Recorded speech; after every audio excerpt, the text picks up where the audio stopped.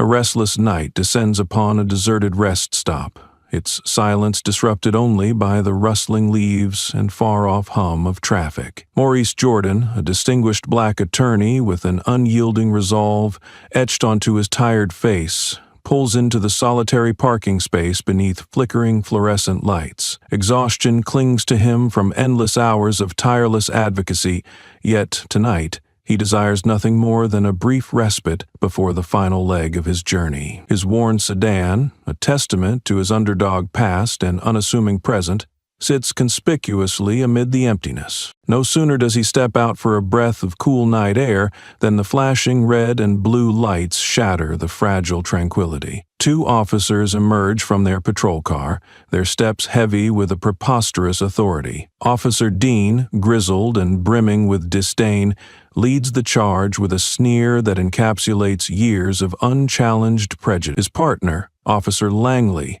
young yet already molded by the same toxic ideals, strides alongside, mimicking a pit bull's readiness for confrontation. "Evening, sir. You mind telling us what you're doing here?" Officer Dean demands, his tone laced with unspoken accusation. Maurice meets their gaze levelly, his posture one of weary defiance. "Good evening, officers. Just stretching my legs before hitting the road again. That all right with you?" The barbed exchange is a dance Maurice knows well, but the beat remains jarring. For black men like him, innocence is never assumed, and dignity often comes at a price. Nonetheless, his heart races not with fear, but with a deep-seated anger that, like lava beneath the earth's crust, threatens to erupt if pushed too far. From behind the badge, Dean's eyes scan Maurice, searching for a reason to exert power unnecessarily, perceiving a threat that simply doesn't exist. "We've had reports of suspicious activity,"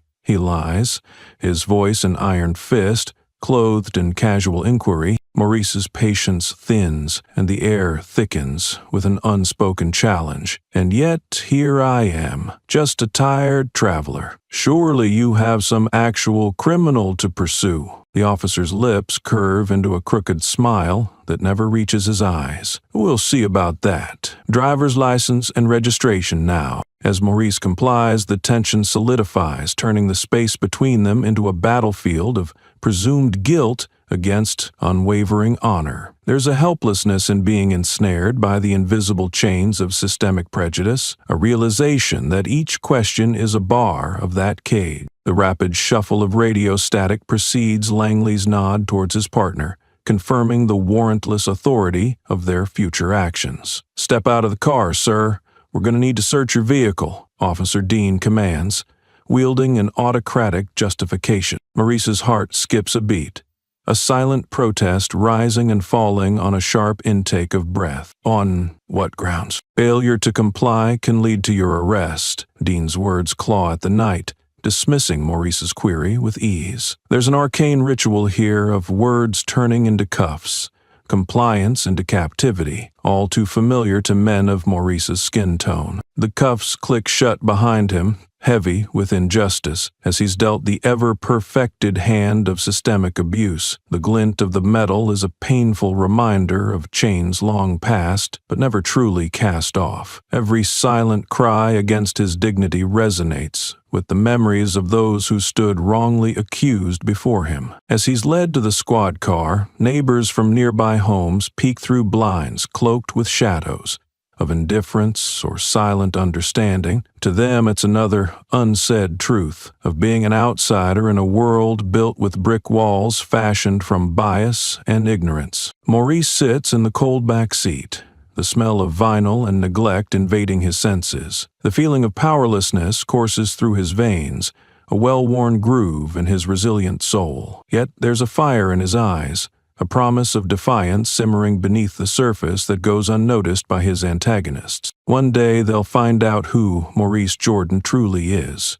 A bearer of justice, not so easily shackled. As the night reclaims its otiose calm and his thoughts churn, the solemn night bird's cry echoes, the mournful song of the unjustly vilified, seeking the dawn of ironic reckoning that looms on the horizon. Maurice's mind drifts back, tracing the long, arduous path that carved him into the man he is today. in this very moment of ignominy. Born in a South Side Chicago neighborhood where opportunities were rare and life lessons harsh, Maurice's existence was painted with a palette of stark realities. His mother, a resolute woman with dreams larger than their cramped apartment, whispered hope into his life, urging him toward excellence amid a tapestry of struggles. "Baby, you ain't gotta become what they expect. You're destined for more," she often said, her voice as steadfast as the North Star. His early years were a relentless dance with adversity, dodging street violence, combating educational constraints, and combating casual racism that seeped languorously into everyday life. With each sneering slur and dismissive glance during his formative school days, Maurice vowed to forge a different destiny, one where he held the power to sculpt a world more just. Legal studies at a prestigious university became not just an escape but a battleground where intellectual duels replaced physical ones. Every classroom debate, every late-night reading session was another brick laid in the foundation of his determination. Memories of being the token participant in law school discussions lingered, the lone black voice in a chorus of privilege, navigating through ignorance wrapped in scholarly guise. "I don't see what's keeping a person of any race from attaining success if they just work hard enough," a peer had once challenged, his dismissive rhetoric stinging like a slap across Maurice's face. Maurice, gazing steadily into the eyes of indifference cloaked in naivete, countered with a measured authority that belied youth. "You talk of a race without handicaps, while we start 10 paces back with shackles around our legs," he'd replied, drawing nods and silence in equal measure. Graduation wasn't just a commencement, it was a declaration. Proudly stepping forth with a law degree clenched tightly in one hand and dreams unfurling in the other, Maurice was now armed to battle the invisible chains that had bound his community for generations. Despite the layers of prejudice, Maurice peeled back to stand in law firms where he was often mistaken for an assistant rather than a partner. He remained unyielding. His reputation burgeoned, marked by courtroom victories against those who underestimated him, and a reputation for championing the unfairly accused who shared his reflection. A pivotal case involving wrongful termination due to racial bias thrust him into the spotlight and planted the first seeds of his deep-seated antipathy towards authority figures who misused power. Maurice's fervent cross-examination shattered the defendant's facade, revealing the systemic decay beneath polished veneers. "Is it just the color of his skin? Or do you truly believe our Constitution has room for some more than others?" His voice had boomed through the courtroom, each word calculated to lance through the veils of bias. That moment marked a turning point, a defiantly raised fist against the oppressive status quo. Each victory in the courtroom was a shout against the silence trying to swallow voices like his, a call echoing through halls of justice, slowly bending towards equity. His judicial appointment followed, a culmination of years spent wading through a judicial system mired in inequity. As a judge, Maurice was both revered and reviled in equal measure. His presence in a bench long dominated by monochrome legacies, an affront to those who funded their privilege on the labor of silence. He fought tirelessly, pushing back against oppressive ordinances and archaic legal precedents. Despite the specter of retribution lurking in unseen corners, Maurice wore his badge of honorary distinction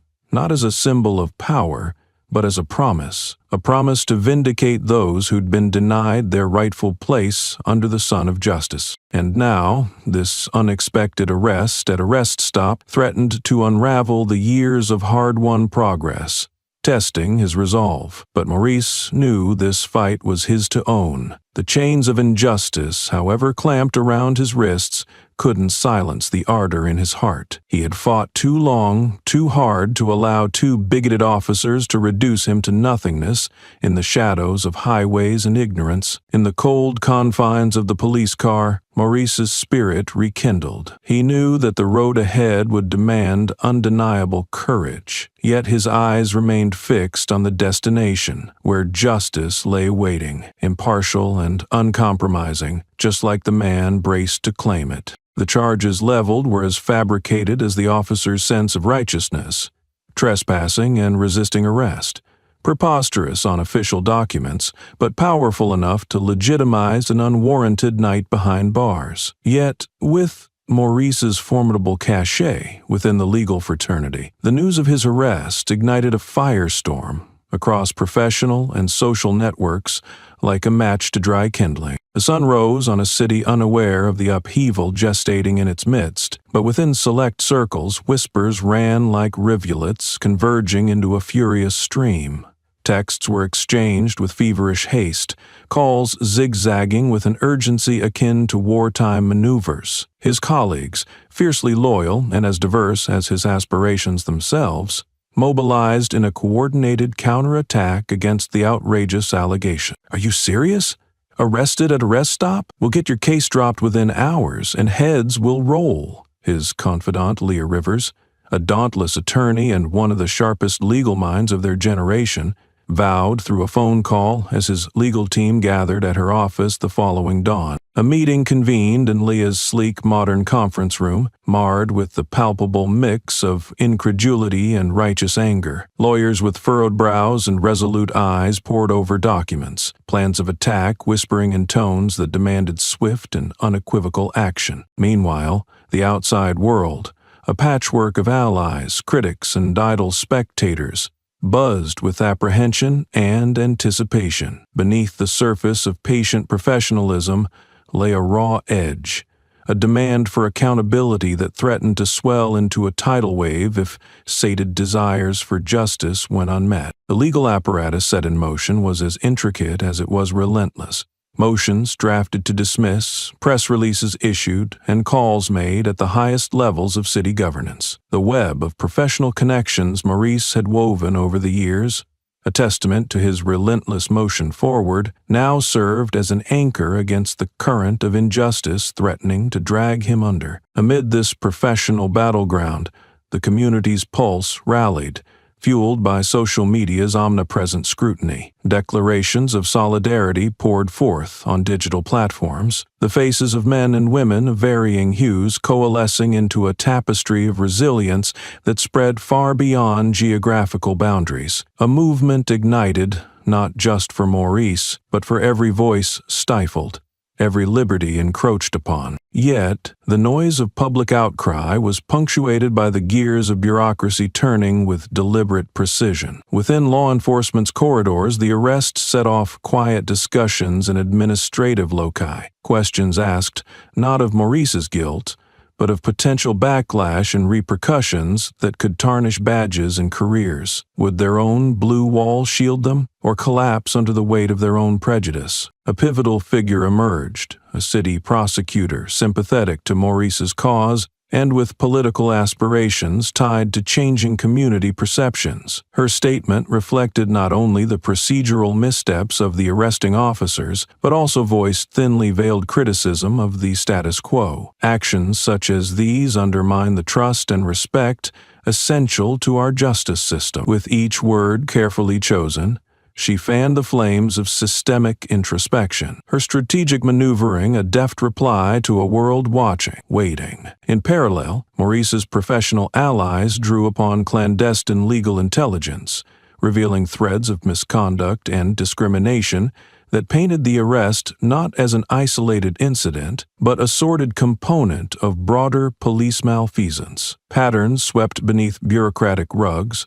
were soon to be aired in the fresh light of judicial oversight. The city reeled with frenzied anticipation, the scales of justice trembling under intense scrutiny. What began as a deceitful arrest now swirled into a vortex of systemic review, a chain reaction fueled by the audacity to challenge long-held assumptions and the demand for equitable treatment. Charges dropped with due speed, but the action wasn't merely a legal triumph. It cracked a window into the soul of a city, the anticipation of something greater about to burst forth with irrepressible force. Maurice, now unbound not just physically but from the chains of baseless accusation, prepared for the next steps in a larger fight, this time with the weight of an entire community's hopes and allies at his back. The stage was set not merely for return, but for a reckoning upon a system long overdue for change, setting in motion repercussions far beyond anyone's initial imagining. The courtroom was a paradox of solemnity and electric anticipation. The day Maurice Jordan, now free and cloaked once more in the austere robes of judicial authority, ascended to the bench. His reputation as a formidable justice was known to many, yet incredulity reigned, as whispers of his prior humiliation skittered like restless leaves through the gallery. Today, another chapter in his unyielding quest for justice was poised to unfold, one where the scales tipped not by bias, but by the weight of truth itself. Maurice took his seat, his gaze sweeping over the courtroom. The air was heavy with expectation, thick with a tension that demanded form and release. Yet, within his depths, Maurice found clarity, a purpose that cut through the noise like a knife through fog. Today he would preside not merely over any case. He was to judge the actions of those very officers who had sought to diminish him. "I stand before you not as a symbol of what you've done, but who you ought to be held accountable to," he would later say. But the resolution of that sentiment already seared within him now, whispering a defiant truth. Justice can be blind, but it is never unseeing. Around him, the courtroom filled with observers who wore emotions plainly, reassurance in allies' eyes, skepticism etched into doubtful expressions, and resentment subtly cloaked by silence from a few sullied badges lurking at the back. The gallery brimmed over with reporters, their pens poised, hungry for dramas and declarations. Yet here, in this moment of historical confluence, the power lay not with them, but with the man calmly resting his gavel on the mahogany bench. A symbol not of mere authority, but the embodiment of hard-fought legitimacy. As proceedings commenced, the public reveal of Maurice's true identity sent ripples through the ranks of audience and accused alike. There was a quiet inevitability in the way Officer Dean and Officer Langley were brought forth as defendants, their expressions hard yet crumbling, the weight of irony pressed upon their shoulders like stones. Their defense attorneys rose, seeking to dismantle the judge's veneer of authority, carving at intent and impartiality with the precision of a craftsman's chisel. "Your Honor, we question whether an individual with such a personal stake can fairly preside over a case against those by whom he was wronged," voiced Attorney Stevens, his tone dripping with calculated skepticism. If fairness were truly at stake, one might argue those who wielded power unjustly should never deem to question the balance now sought in its wake, Maurice replied, his voice imbued with controlled might, a symphony of resilience. The gallery thrummed with muted affirmation as murmurs of agreement swayed back and forth like a chorus line resonating against courtroom walls. But for Maurice, the trial wasn't merely about professional reparations or spectators nodding approval. Each moment unfolded like a stepping stone over an abyss of disillusionment and toward a promised land of reparation. Evidence laid bare, testimonies revealed, as vial after vial of misconduct dripped, staining the veneer of honorable service painted upon the accused officers' lives. Yet even as they withstood the exposure, Maurice sensed the pulse of something greater building, a movement beyond his individual story. Here, judgment wasn't the destination, merely one station in a broader journey toward acknowledgement, reckoning, and ultimately a society willing to redefine its principles and its players. It was with that knowledge he wielded his gavel, drawing the tapestry of tensions tighter toward resolution. "I aim not for vengeance, but envision something more profound, to spark the candle flame of change within these hallowed halls," he declared, each measured word a promise engraved into the mortar of justice and equity. The room breathed in unison, poised on the precipice of transformation. Maurice's journey had become its own meditation, a journey of courage and conviction as unyielding as the truth he sought to uphold. In his heart lay an irrepressible flame kindled long ago among the dreams of possibility and freedom, re-illuminated in every act of defiance, every challenge overcome. For now, the scales were his, a tremendous weight of not just law, but legacy laid upon them, a legacy retold through verdicts yet to come. The clamor of the courtroom fell still, awaiting his hand to sound judgment's decisive chime. Amid silence, a community listened, a city waited, a nation watched, each breath held for a future suspended on the power of lived experience and the resolve of one ardent heart. The familiar air of authority coiled behind Maurice Jordan's eyes as he prepared to address the court. The roles were now reversed for the officers who once subjected him to unnecessary degradation, and the gravity of the moment was palpable, both a victory for personal dignity and a black mark upon the justice system which had so often faltered in its promise of fairness. Officer Dean and Officer Langley stood accused, their prior smugness now tempered by the reality of Maurice's unwavering presence at the bench. The two wore anxiety thinly veiled behind masks of defiance, their trust in the blue wall less certain than it had been the night they'd wielded their authority without cause. The courtroom was filled to capacity, a convergence of lawyers, journalists, and citizens drawn by the pull of a narrative that embodied more than a singular act of racism, but a systemic reflection. Murmuring ceased as Maurice began to speak, his voice resonant as he articulated universal truths. "You stand here today as not merely defendants," Maurice addressed, his words cutting through the silence like a blade, precise and deliberate. "This case is a measure of our society's spine, the courage to confront uncomfortable truths, and act not in defense of the indefensible, but to uphold a standard worthy of the trust placed in us by the public." Officer Dean shifted uneasily on his feet. His previously wrought self-assurance had been chipped away over proceedings that had laid bare his and Langley's contempt for the badge they supposedly honored. Dean's lawyer, pressing forward, attempted to claw back ground, his criticisms aimed with sharp specificity at the heart of Maurice's impartiality. "Your Honor, I question your ability to separate emotion from justice," the defense attorney ventured, his words laced with challenge. Maurice remained unwavering, a lone figure clad in the authority of justice that could only be earned, not bestowed. "I assure you, Mr. Stevens, impartiality has not wavered here. Emotion is the lens through which humanity peers, yet justice is blind to everything but truth. Let me make this clear. In this courtroom, truth is sovereign." A pause, brief yet commanding, underscored the sincerity behind his declaration. Gasps from the gallery signaled collective recognition. Maurice's refusal to be cowed by underhand tactics resonated, further fortifying him against the storm of skepticism swirling within and outside the courthouse walls. Maurice's courtroom bore witness to detailed recounts, the nighttime altercation, the falsified reports, and the witnesses stepping into light with courage. Each narrative became a thread, stories spun into a tapestry that revealed systemic rot, while highlighting the urgent need for accountability. "We are not simply here due to a wrong committed against one man," Maurice continued, eyes surveying the room, gauging the impact of each word as though laying stones across a river. "This case represents countless silenced voices, and reveals that justice denied anywhere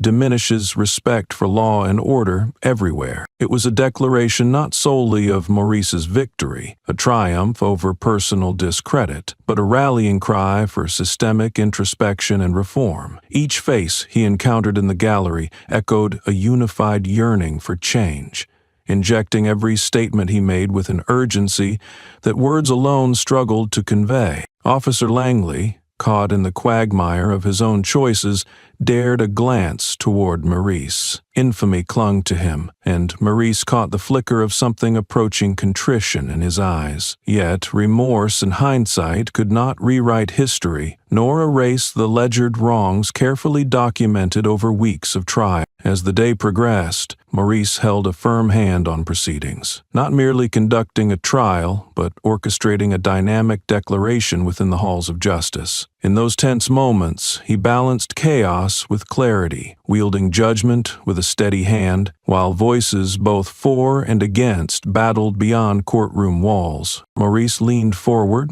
offering his final observations to the court with a decisiveness that left no room for ambiguity. This trial takes a step toward restoring faith in our institutions, a reminder that we must consistently strive for fairness not in the abstract, but as lived reality for all citizens. The gallery absorbed this, the collective awareness growing of the change that lay upon them like morning dew, a precarious beauty underscored by fragility, urgently prompting care and due diligence. As the proceedings concluded, Maurice allowed himself a brief glance into the distance, as if envisioning the long road still unfurling, not as a solitary path, but as an ever-widening avenue for an emboldened society striving towards an inclusive truth. In his heart, Maurice carried hope, tempered yet unfaltering, a lighthouse in the tempestuous night, illuminating the way forward. He was just one man amidst a continuum of struggle and triumph, his resolve a beacon for countless others, each heartbeat a testament to an unshakable spirit forged in the flames of relentless adversity. As the courtroom filled with anticipation,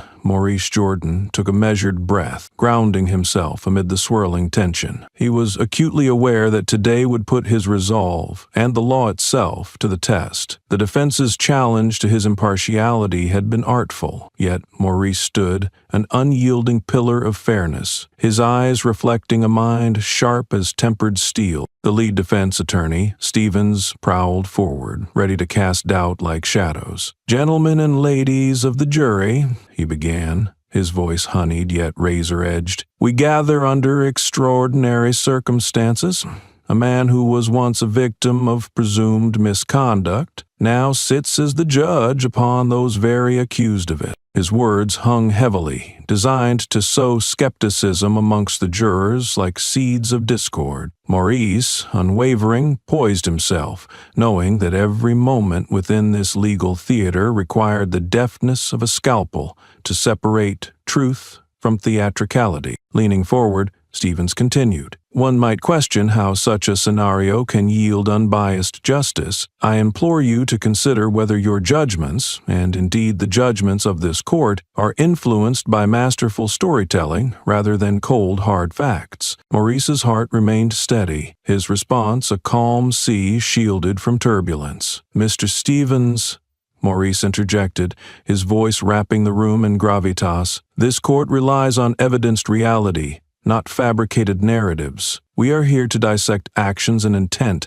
not labor in the field of speculative what-ifs." There was a power in his words, a weight that tamped down the defense's implication of a biased hand at justice's scale. Eyes in the courtroom flickered between the opposing parties like a tightly spun pendulum, tension coiling and shifting in the air. Officer Dean, the elder of the accused, shifted, uneasy beneath the scrutiny. He whispered to Langley, his junior partner, "They'll hang us out, rookie, you mark my words," his bravado slipping into a quiet sneer as they exchanged glances, fraught with unspoken fears. "Sir, you did bring this on us," Langley murmured, his voice carrying a hint of youthful regret, laced with the burgeoning awareness that empathy might just be the force unraveling the prejudiced fabric of their decisions. As the prosecution team presented their case, they painted a meticulous picture of the officer's actions, interweaving a narrative constructed with evidence and testimonies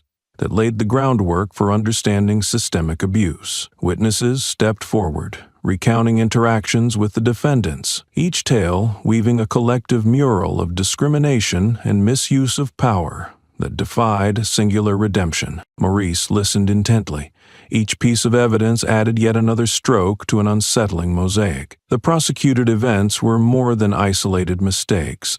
They were symptomatic of a wider malaise, no longer defensible under the guise of a rogue act within a trusted system. The defense attempted to counter, fervently spotlighting procedural errors, playing to the gallery's fatigue with legal minutiae. Yet, Maurice's sharp focus ensured they gained no traction, a testament to his stewardship over proceedings that bent not under manipulative weights. The turning point arrived unassumingly but with the force of a revelation. A digital trail brought to light by the prosecution revealed damning correspondences between the officers, messages exchanged in casual endorsement of excessive force and racial profiling techniques, shattering the defense's fragile veneer. "Is this not a portrayal of entrenched bigotry laid bare before us?" the prosecutor inquired, turning toward the jury, their collective gaze now fixated upon the accused officers. Designed to sow reasonable doubt, the defense's strategy faltered under the meticulous exposure of their clients' truths. The gallery, witnessing this unraveling, murmured reactions that ebbed and flowed, a tide signaling inevitable understanding. The jury, tasked with deliberation, bore into Maurice a gravitas likewise matched in their shoulders, pragmatic, earnest, evidence-led. Already they stood poised to usher in justice, not merely retribution, but a pivot towards a paradigm where transparency supplanted secrecy and fairness trumped favor. In those final moments of the day's proceedings, Maurice closed his eyes briefly, drawing strength from the conviction that enveloped him, shielding him against attempts at discreditation. This was not merely a professional juncture, it was a personal pilgrimage, a crucible within which integrity commanded not just his path forward, but future paths yet uncharted for all who dared to seek them. The courtroom, suspended between absolution and accountability, prepared to close its chapter for the day. Yet, Maurice knew, as they adjourned, that the weight of this trial and its eventual conclusions would reverberate far beyond these walls, a symphony constructed not on the echoes of a singular case, but on the aspirations of a society demanding healing and humanity in equal measure. The courtroom's harsh fluorescent lights gave way to the softer hues of dusk as Maurice finally stepped outside, the city skyline stretching out like a jagged silhouette against the impending night. Exhaustion tugged at his limbs, but the weight of memory bore heavier, pulling him back to moments that shaped his relentless advocacy. It wasn't the first time he'd faced oppressive authority. In his youth, the hard edges of systemic racism were not obscured by the sheen of respectability politics or urban mythologizing. They were raw, visceral experiences that colored his world in stark black and white. The recollections came unbidden, as they often did after battles waged in defense of his dignity. He was 16 again, a gangly teenager walking home from after-school tutoring, a hopeful pocketbook of SAT flashcards his constant companion. The path he trekked was lined with shadows that blended into familiar nightmares, a scrimmage with the blues and reds of police cars, screams and taunts echoing through restless alleyways. One particular night stood out, crisp in memory, like the early bite of autumn in Chicago. He'd passed by Baxter Park when the officers arrived, as sudden as an ambush in a movie scene, red-faced and haughty in arrogance. Their disdain was not masked by tolerance or law. Their words were blunt instruments, designed to affirm their authority while negating Maurice's humanity. "Where you off to, boy?" The question rang sharply, securing Maurice's attention. The memory had morphed over time, not of what he said, but of how quickly silence had fallen, a hollow echo in a scandalous void. It had been a frisk, humiliating, every demand boxed in as lawful, every glance saturated with the presumption of guilt. No citations, no cause, just a 20-minute reminder that borders were drawn along color lines he couldn't erase. His voice was found after what felt like hours, tethered to a whisper of defiance he'd wrenched free from the roots of his being. "Isn't there real crime to fight?" His young voice trembled then, yes, but it didn't break, even under the gaze of intimidation. The blood-pounding fear that perfumed the air that day had matured into an unwavering resolve. He pledged then and there to rise above the attempts to cut him down, to transform every arrest into an argument for change, every dehumanizing encounter into emboldened empathy. Time had calcified his conviction but hadn't worn it down. Every case he'd argued, every brief he'd filed, rode upon a promise made to his younger self, to confront, to engage, and ultimately to reform.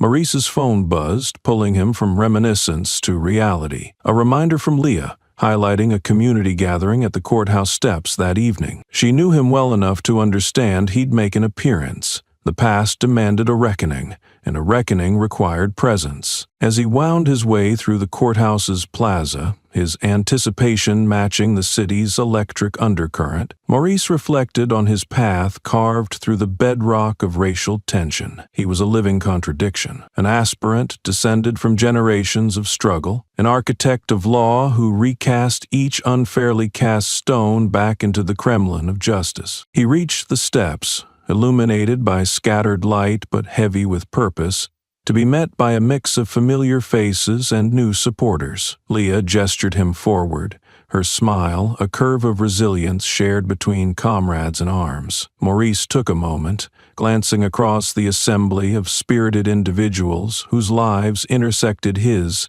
with stories equally vital and hard-won. "Thank you all for coming," Maurice commenced, his voice steady and clear, but powered by depth. "This moment, standing here with you, isn't simply about what happens inside courtroom walls. This is about standing together to demand and create a justice that recognizes equality at its core." His words were met with nods and murmurs of agreement, the crowd's energy tangible. Maurice continued, aware of the importance of this moment not just for him but for all gathered, their past pains transformed into strength. "We transform our history by acknowledging it," he affirmed, his eyes drawing a line across each face, capturing their collective anguish and aspirations. "Our goal, our necessity, is to shift paradigms, reshape the narrative so that those who come after us walk better paths, unhindered by shadows we've fought to dispel." A cheer rooted in solidarity erupted,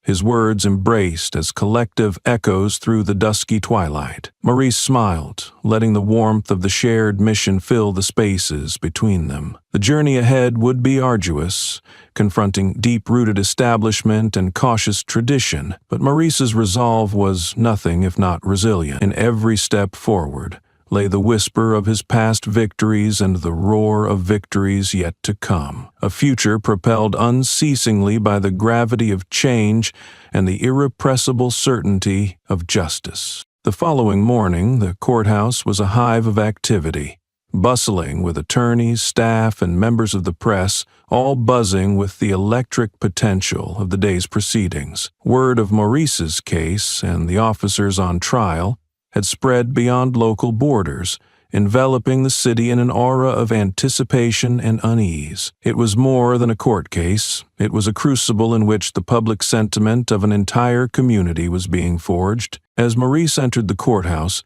he felt the weight of expectant eyes upon him. Reporters lingered near stairwells and shadowed corridors, their cameras clicking like rapid pulses in the morning air. Protesters gathered outside, a tapestry of faces diverse in age and background but unified in purpose. The rhythmic chant of their demands for justice and reform was a beat that synchronized with the beat of Maurice's heart. In the courtroom, the atmosphere was equally charged. Familiar faces from the community filled the spectators' seats, alongside journalists and those who found themselves caught up in the tide of history in the making. As proceedings began, murmurs of excitement and anxiety rippled through the crowd, a testament to the gravity of the trial. Maurice prepared for the day's hearings, aware that today, perhaps more than any other, would be pivotal in the narrative of his fight against systemic injustice. The courtroom silenced as he took his seat at the bench, a commanding presence,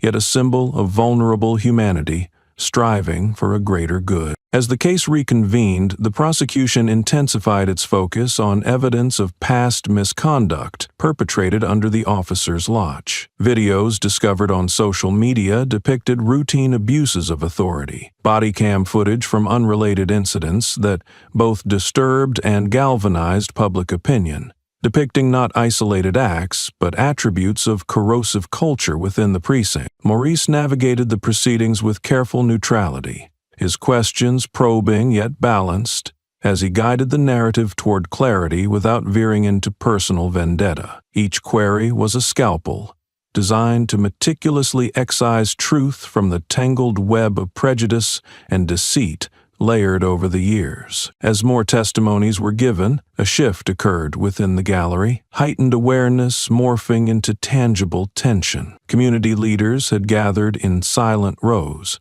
each representing different neighborhoods and backgrounds, embodying the diverse support that had coalesced around Maurice's cause. During a recess, Maurice took a moment to speak directly with community members, a practice he'd upheld throughout the trial as a testament to transparency and solidarity. Clustered within a sunlit corner of the courthouse, these conversations were as much about the trial specifics as they were about broader systemic change long overdue. "Judge Jordan, we're here because your fight is our fight too," noted Angela Chang, a renowned activist whose voice carried weight across the city. "We're counting on justice not just today, but as a beacon moving forward. What happens here in these walls must echo throughout our neighborhood streets." Maurice listened intently, nodding, fully aware that the promise held in the outcome transcended the courtroom. "I appreciate your unwavering presence and advocacy," he replied, sincerity woven into his words. "This is not just about winning a case, it's about changing the narrative." Elsewhere, tensions mounted, and protests outside the courthouse grew louder, echoing through chambers. It was not the chaos of disorder, but the harmony of a shared plea for recognition and reform. The sound waves crashed through institutional stoicism, demanding action, demanding an acknowledgement louder than mere rhetoric. Back in session, defense attempts to redirect the narrative onto individual motivations of retaliation fell flat,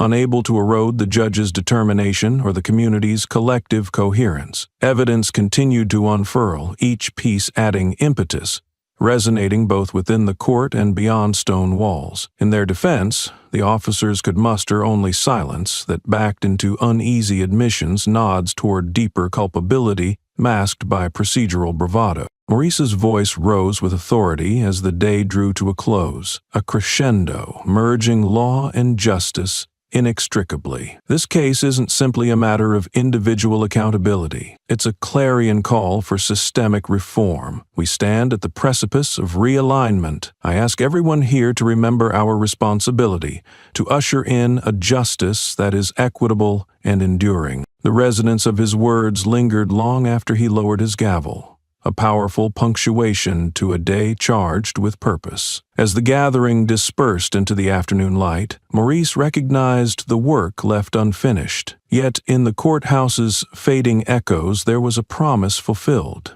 The promise that voices, once subdued in the shadows of marginalization, found their strength in unity and in law, standing unbowed for what was to come. As the afternoon sun leaned lazily across the sky, casting long shadows through the leafy suburbs, Maurice Jordan found himself welcoming a rare moment of stillness. The courtroom battles had been fierce, and their reverberations continued to pulse through the city. Yet, amid the legal maneuvers and public demonstrations, it was his family who provided the sanctuary he craved, an anchor tethering him to the world beyond the court's brink. He arrived home to the familiar sounds and smells that spoke of warmth and comfort. His wife, Camille, had just returned from her own demanding day at the biology lab, her passion for scientific inquiry paralleling Maurice's own for justice. As Maurice walked through the door, the aroma of her famous jambalaya wrapped around him like a favored embrace. Their home, though modest, was a haven, filled with evidence of their shared journey. Photographs adorned the walls,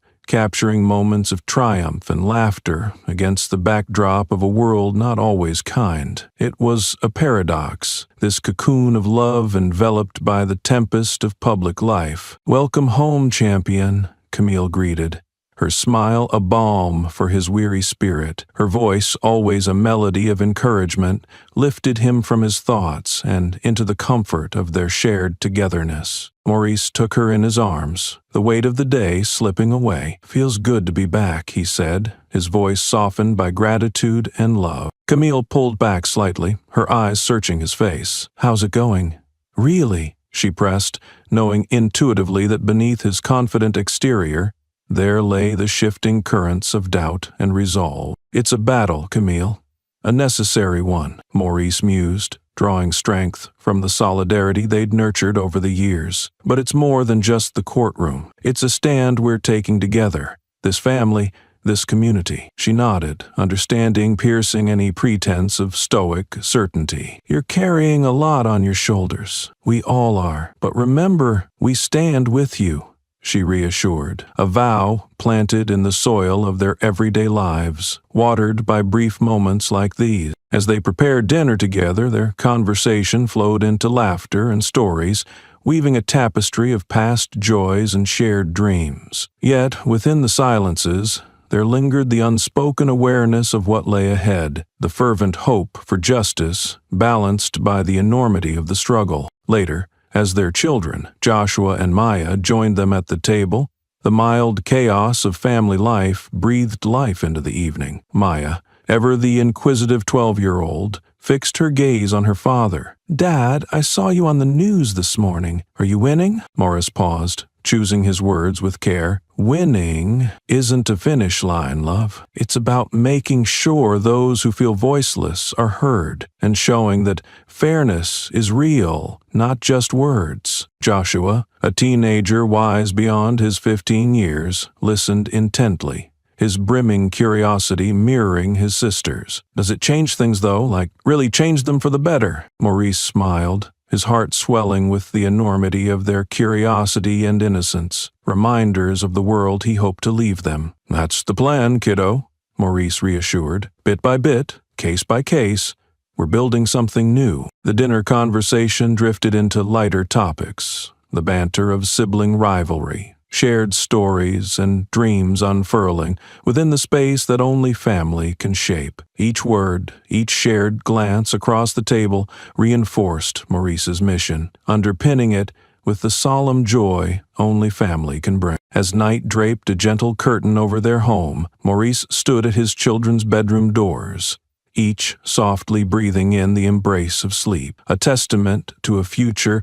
undetermined but bursting with potential. In those quiet moments before sleep claimed his own weary body, Maurice sat by the window, tracing the stars that arched with grace across the night sky. The world held its breath beyond their front door, a city poised between disruption and healing. With Camille's gentle presence beside him, Maurice carried the resolve of his family with him into the night, a reminder that every courtroom battle, every personal sacrifice, was a brick laid in the foundation of progress and promise for those who would follow. Rest came delicately, a whisper woven from the day's events and tomorrow's uncertainties. Yet, as slumber's gentle tide pulled him under, hope lingered. Its fervent whisper carried on the wind, echoing through the chambers of his heart and the streets of a city waking up to the dawn of change. As dawn painted the sky with hues of orange and pink, Officer Nathan Dean sat in his dimly lit kitchen, the morning paper splayed across the table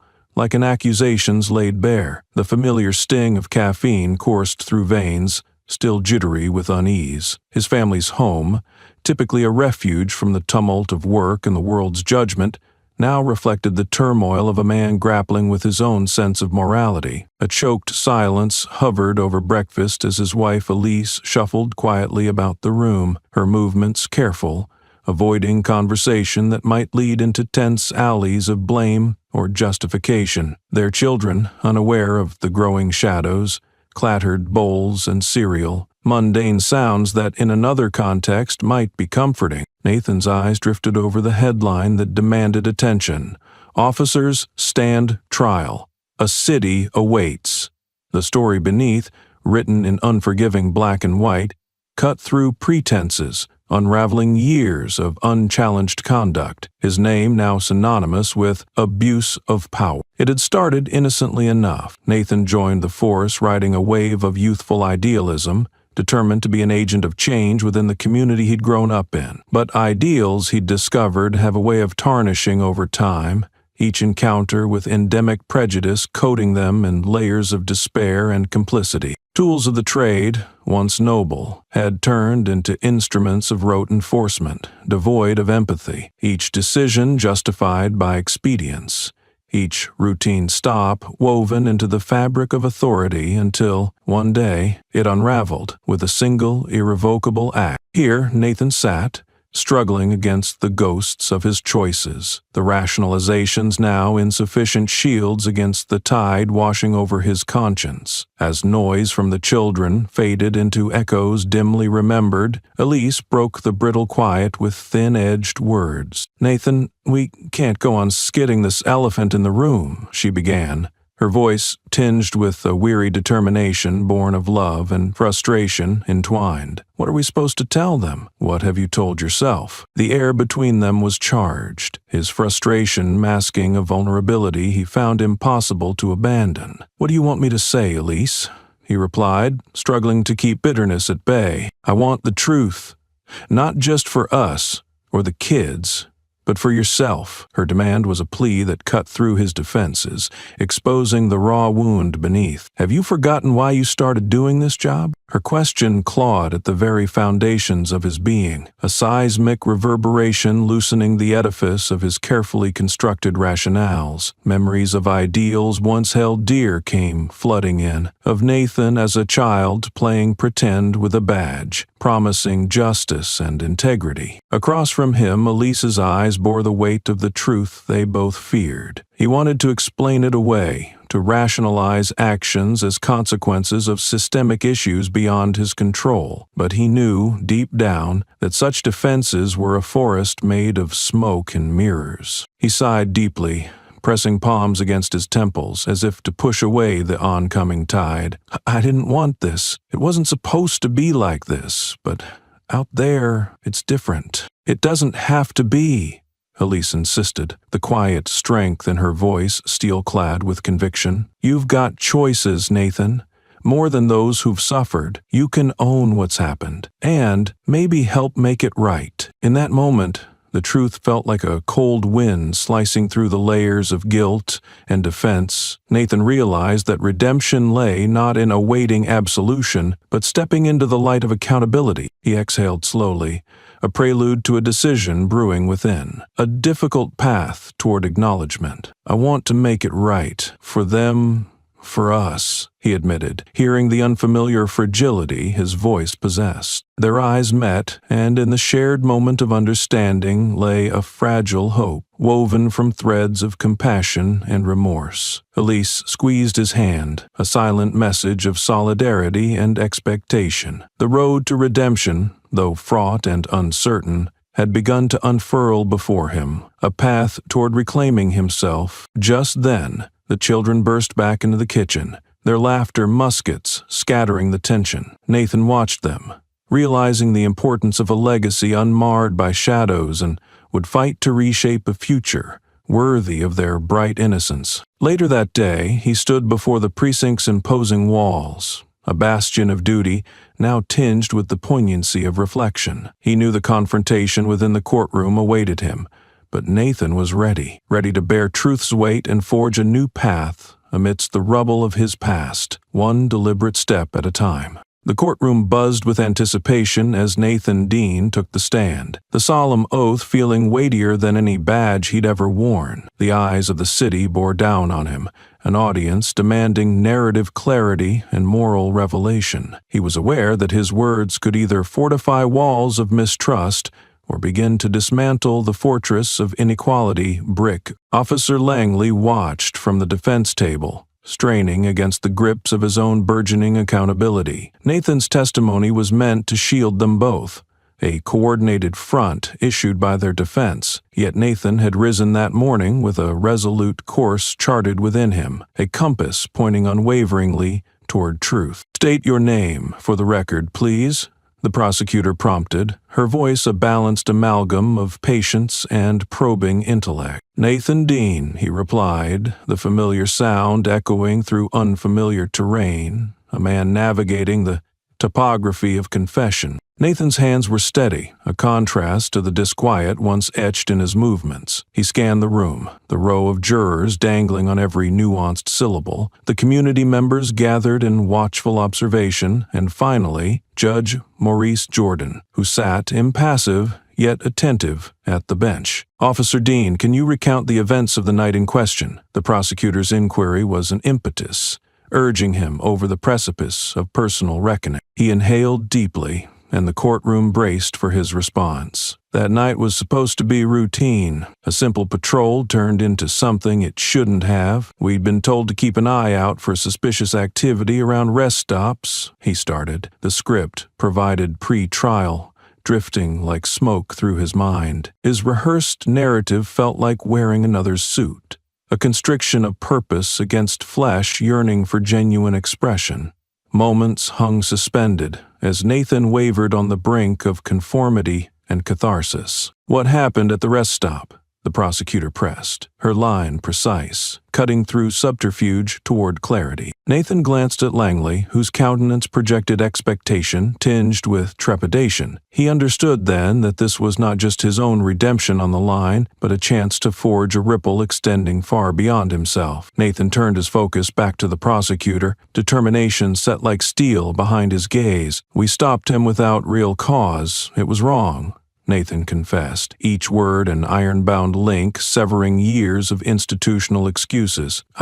I profiled him, not because he was doing anything wrong, but because of the color of his skin." The confession, raw and potent as wildfire, spread through the courtroom. Gasping murmurs collided with an air thickened by the density of collective shock and revelation. Langley shifted, visibly agitated by Nathan's deviation from their mutual defense. Judge Jordan maintained a facade of measured control, yet within the balance of law and moral imperative, Maurice glimpsed a semblance of the justice he'd championed for. The prosecutor's eyes reflected a similar combination of surprise and appreciation, though her tone remained steady. "Officer Dean, are you saying that Maurice Jordan's arrest was without cause?" Nathan nodded, the weight lightened from his shoulders by the confirmation. "Yes, his arrest had no legitimate basis, and that was part of a broader, abusive pattern condoned by those who should have known better." Langley's frustration soured into resignation, and Nathan saw past the veneer of disappointment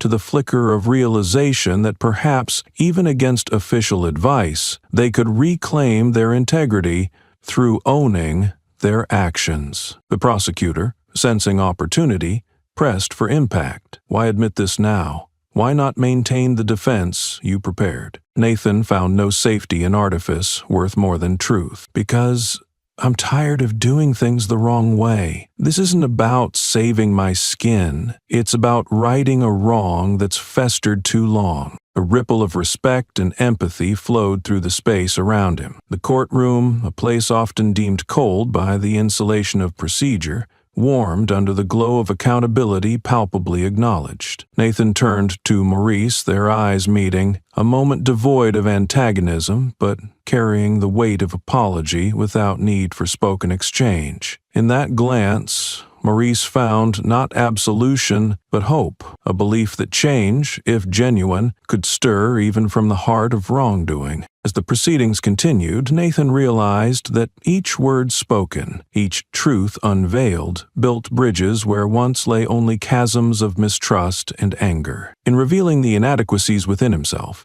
Nathan set forth a truth tide strong enough not only to cleanse his tarnished reflection, but to fortify young lenses through which the perception of justice must inevitably be shaped anew. The day drew toward conclusion, yet the climb toward reconciliation had only begun. Nathan's journey toward redemption echoed softly, heralding a newfound commitment to justice that reached far beyond the walls of the courthouse, a legacy that, once taken root, might finally insist on reshaping the very landscape of righteousness itself. The courtroom's atmosphere had subtly shifted after Nathan's forthright confession. An electric tension persisted, illuminating the space between what had been and what was yet possible. The trial was far from over, yet the stark truth Nathan had shared served as a catalyst, awakening new avenues for justice within every listener's consciousness. Amid the proceedings, an unexpected development arose, a pivotal juncture bringing forth unforeseen allies in Maurice Jordan's quest for accountability. While Nathan's revelation ricocheted through the corridors of power, it set a series of events in motion that would have far-reaching implications. On that day, the state's attorney, a nimble mind with a burgeoning reputation for social reform, petitioned for a sidebar meeting, a rare moment where potential shifts in justice systems emerge. Her name was Daniela Cruz, known among colleagues as a tactical visionary, and she carried the weight of her title with unwavering commitment to the greater good. Approaching Maurice during a recess, Daniela's demeanor crackled with urgency. "Judge Jordan, I believe we have an opportunity here to go beyond the current scope of this trial,"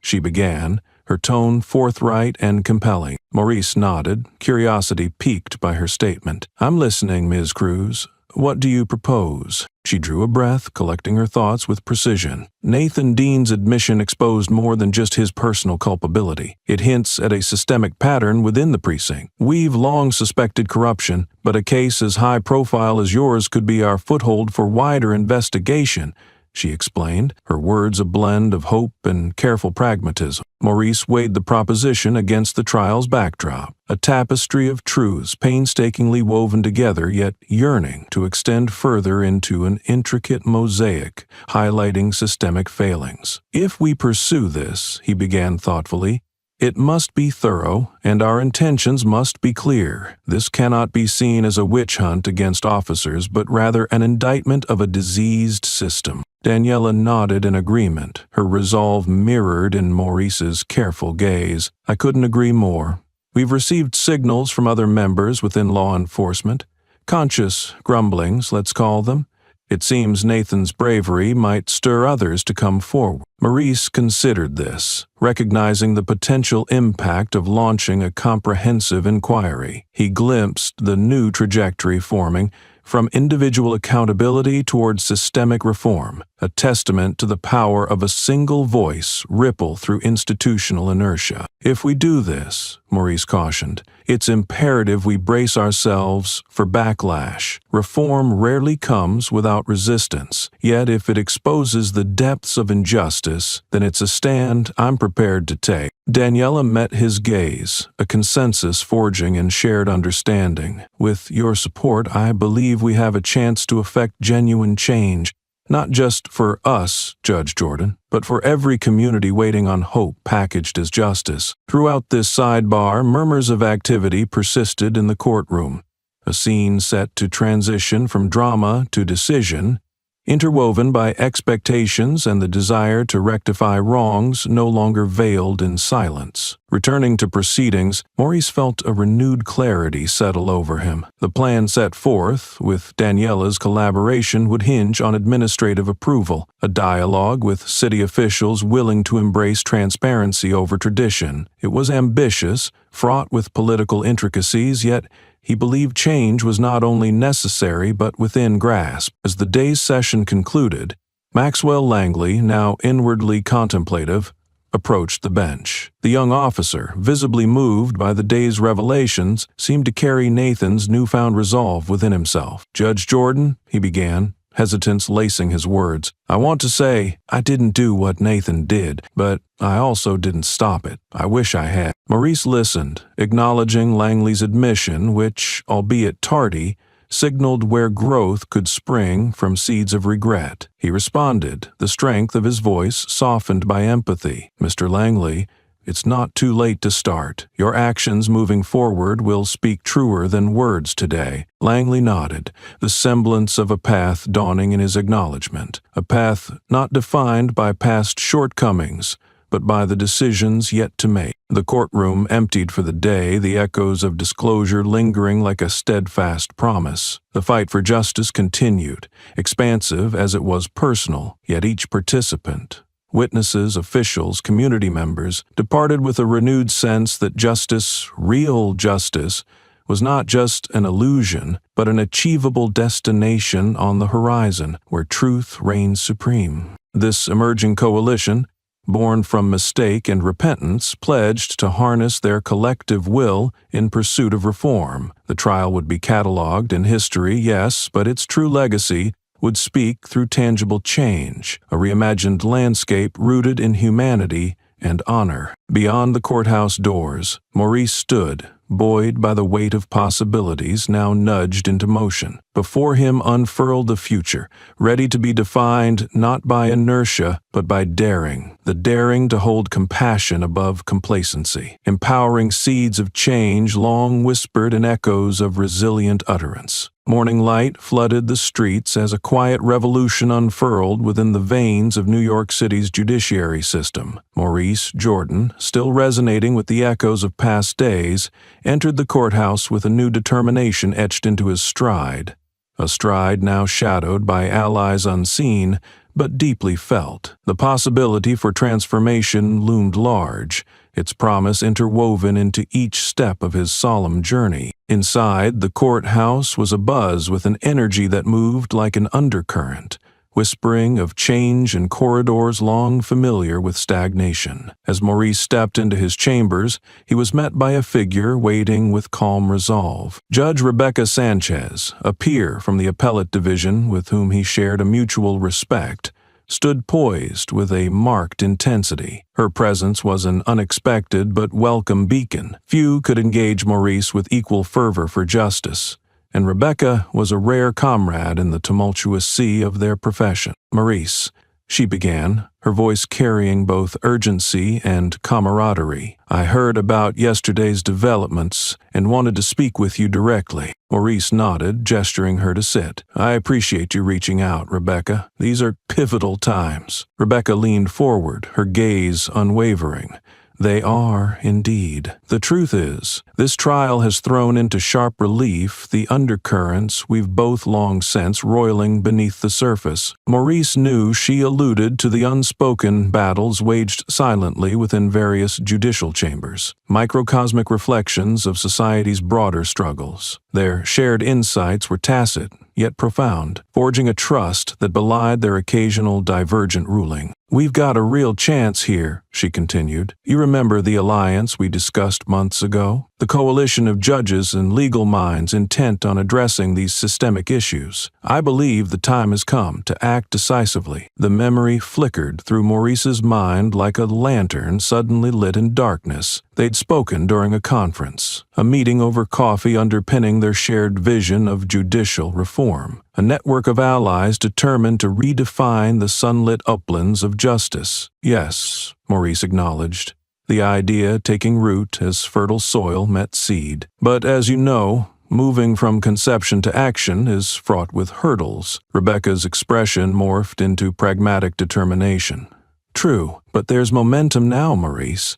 Tap into it. We've been quietly assembling support, judges, attorneys, even clerks, wanting change. Your trial has revealed fault lines that we can no longer ignore." It was a revelation, but not unforeseen, a confluence of hope and action, quietly gathering strength, eager to test its mettle against long-standing inertia. Maurice felt its pull, not as an obligation, but as a moral imperative. "How do you see us moving forward?" Maurice questioned, the path daring him to step into its uncharted expanse. Rebecca's response was unwavering, her confidence a testament to the coalition's latent power. "We've drafted proposals for a comprehensive review board, independent oversight mechanisms, and community engagement protocols. Each of these could alter the landscape of accountability for our legal system." Maurice absorbed the gravity of her words, appreciating the mosaic of strategies aligning with his own visions. "Strategically, it's a step toward systemic recalibration," he mused,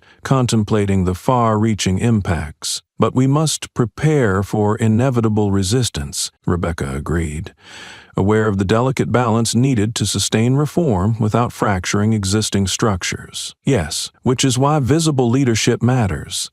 Voices the community trusts. Your position as a judge uniquely situates you to bridge that gap." A responsibility unfurled within the solemn silence that followed. A duty to stand as both catalyst and caretaker, guiding reformation with a steady hand. Maurice accepted its weight willingly. The mantle augmented now with the backing of principled allies. Rebecca rose, extending her hand, grounding their partnership with tangible affirmation. Together, Maurice, we can enact real change. I'll gather the others for our next steps. Let's coordinate our efforts to ensure reach and impact. Maurice met her grip with unspoken solidarity. Count me in, he affirmed, hearing the echo of those same words mirrored in countless courtrooms, civic meetings, and advocacy forums, spaces where aspirations flourished beyond the constraints of words. As Rebecca departed, Maurice remained in his office, thoughtful resolve tempering excitement. The day ahead would resume the arduous journey of trial, but beneath its surface lay orders of magnitude more, a coalition destined to tilt the scales toward progress long overdue. Walking through the courthouse halls shortly after, Maurice carried the surety of a clandestine network, unyielding in its commitment, ready to reshape the ethos of their calling. It was not merely a personal crusade, but a shared mission interwoven into the fabric of a community rising to demystify justice and empower societal healing. Beyond the walls, life resumed its pace, oblivious to the burgeoning ripple of reform set to crest over the horizon. Quiet, inexorable, yet heralded by the steady hands poised to steer its course. As Maurice prepared to recommence the trial, the judicial clock ticking softly, he was heartened not only by his own resolve, but by the harmonizing symphony of purpose and progress, a song yet unsung, resounding into the future. As the trial continued outside the courthouse, the atmosphere was electric with the protracted tension of a city stretched across moral and social tectonic plates. Media vans lined the streets like sentinels, their satellites probing the sky, eager to beam updates across the nation. The case had transcended its local origins, igniting national discourse around systemic racism and police accountability. In this crucible of public attention, celebrities, activists, and influencers began to lend their voices, their platforms amplifying the burgeoning call for justice that had been catalyzed within the courtroom. The air was alive with possibility, charged by the kindling of discourse long overdue for combustion. The press conference podium, centered in the courtyard against a backdrop of cameras and eager journalists, buzzed with anticipation. Among those present was Angela Chang, an esteemed activist and leader with a reputation for mobilizing social movements with strategic brilliance. Flanked by fellow advocates, she stepped forward, her presence commanding and assured. The crowd, a tapestry of supporters and skeptics alike, quieted as she began. Today, we stand unified in demanding accountability, not just from individuals, but from a system that has for far too long perpetuated inequality and injustice. This trial, under Judge Maurice Jordan's impartial gavel, is not merely about determining guilt, but about shining a light on practices that must be dismantled. Her words rippled through the assembly, finding resonance with those who believed change was attainable. Behind the microphone, Angela's voice was both clarion call and steadfast lighthouse, illuminating a path forward fraught with challenges, yet vibrant with potential. As Judge Jordan seeks the truth within court, we must embody this pursuit in our communities, our dialogues, and our laws. This is our moment to shift narratives and demand reforms that reflect our shared humanity, Angela continued, her tone seamless in sincerity and strength. Inside, the courtroom proceedings echoed Angela's sentiments, each testimony and piece of evidence adding new layers to the mosaic of accountability being assembled. As witnesses took the stand, detailing their interactions with the accused officers and their experiences with systemic discrimination, Nathan Dean's earlier admission had thrown open the floodgates of honesty. Now others within the precinct began echoing truths long swallowed by silence. Officers previously reticent to challenge the status quo found courage beneath Maurice's unyielding pursuit of justice, compelled to speak their piece and unmasked the institutional blemishes once inhospitable to daylight. Each revelation formed an undeniable bulwark against those who argued for the preservation of corrosive traditions, wrapped in the guise of security. Yet resistance was not absent, lurking within the structures of power reluctant to change. Defense attorneys dug deep, attempting to obfuscate the clarity Maurice brought to each preceding detail, targeting perceived weakness with calculated precision. Maurice, however, remained unfazed.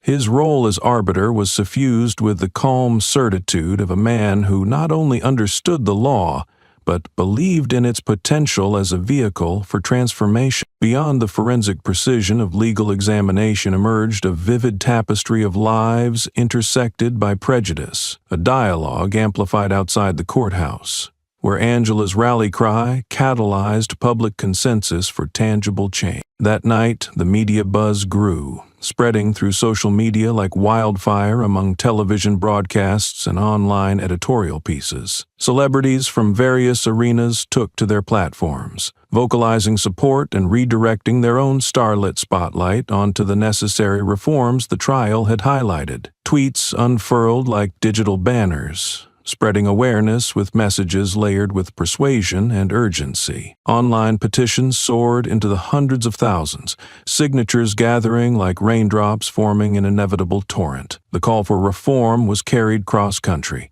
a clarion declaration resonating through cities and towns, demanding reviews of police practices, accountability protocols, and educational imperatives in training programs. As media coverage deepened, commentators parsed every detail, every nuance of the trial, their analyses threading through the intricate intersections of law and society, race and justice. Everything hinged on outcomes that would reverberate through each courtroom thereafter, a precedent-setting milestone in the battle for equity. Back within the courthouse confines, Maurice prepared for another day within this living tapestry of consequence, knowing that the impact of his verdict would extend beyond litigation into the bloodstream of a society ready for revitalization. The nation watched, waited, and hoped. Hopes, aspirations, and demands born from an era crying for discernment, staking its claim upon correctness,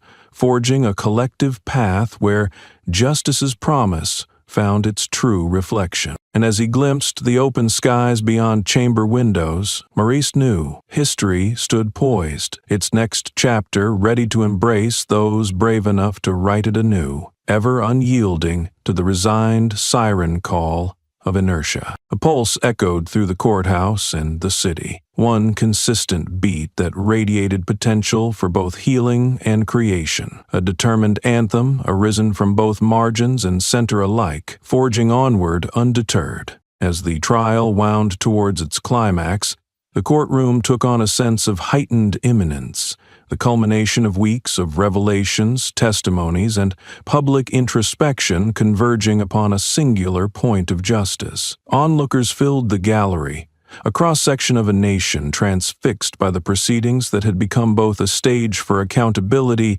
and a mirror reflecting society's tangled complexity. Maurice Jordan, firmly established at the helm, navigated the courtroom with a practiced gravitas that settled the encompassing aura of expectation. Before him lay the task of wading through layers of truth and obscuration, trusting in justice's unerring compass to guide him. Just as the day's schedule commenced, an unexpected development riveted attention. A piece of evidence unearthed, reminiscent of a long-buried relic unearthed from obscurity to challenge the narrative built thus far. It was presented as a set of internal documents from within the precinct, documents suggesting collusion and covering up instances akin to those encountered during Maurice's own arrest. The revelation sent ripples of shock and intrigue through the court.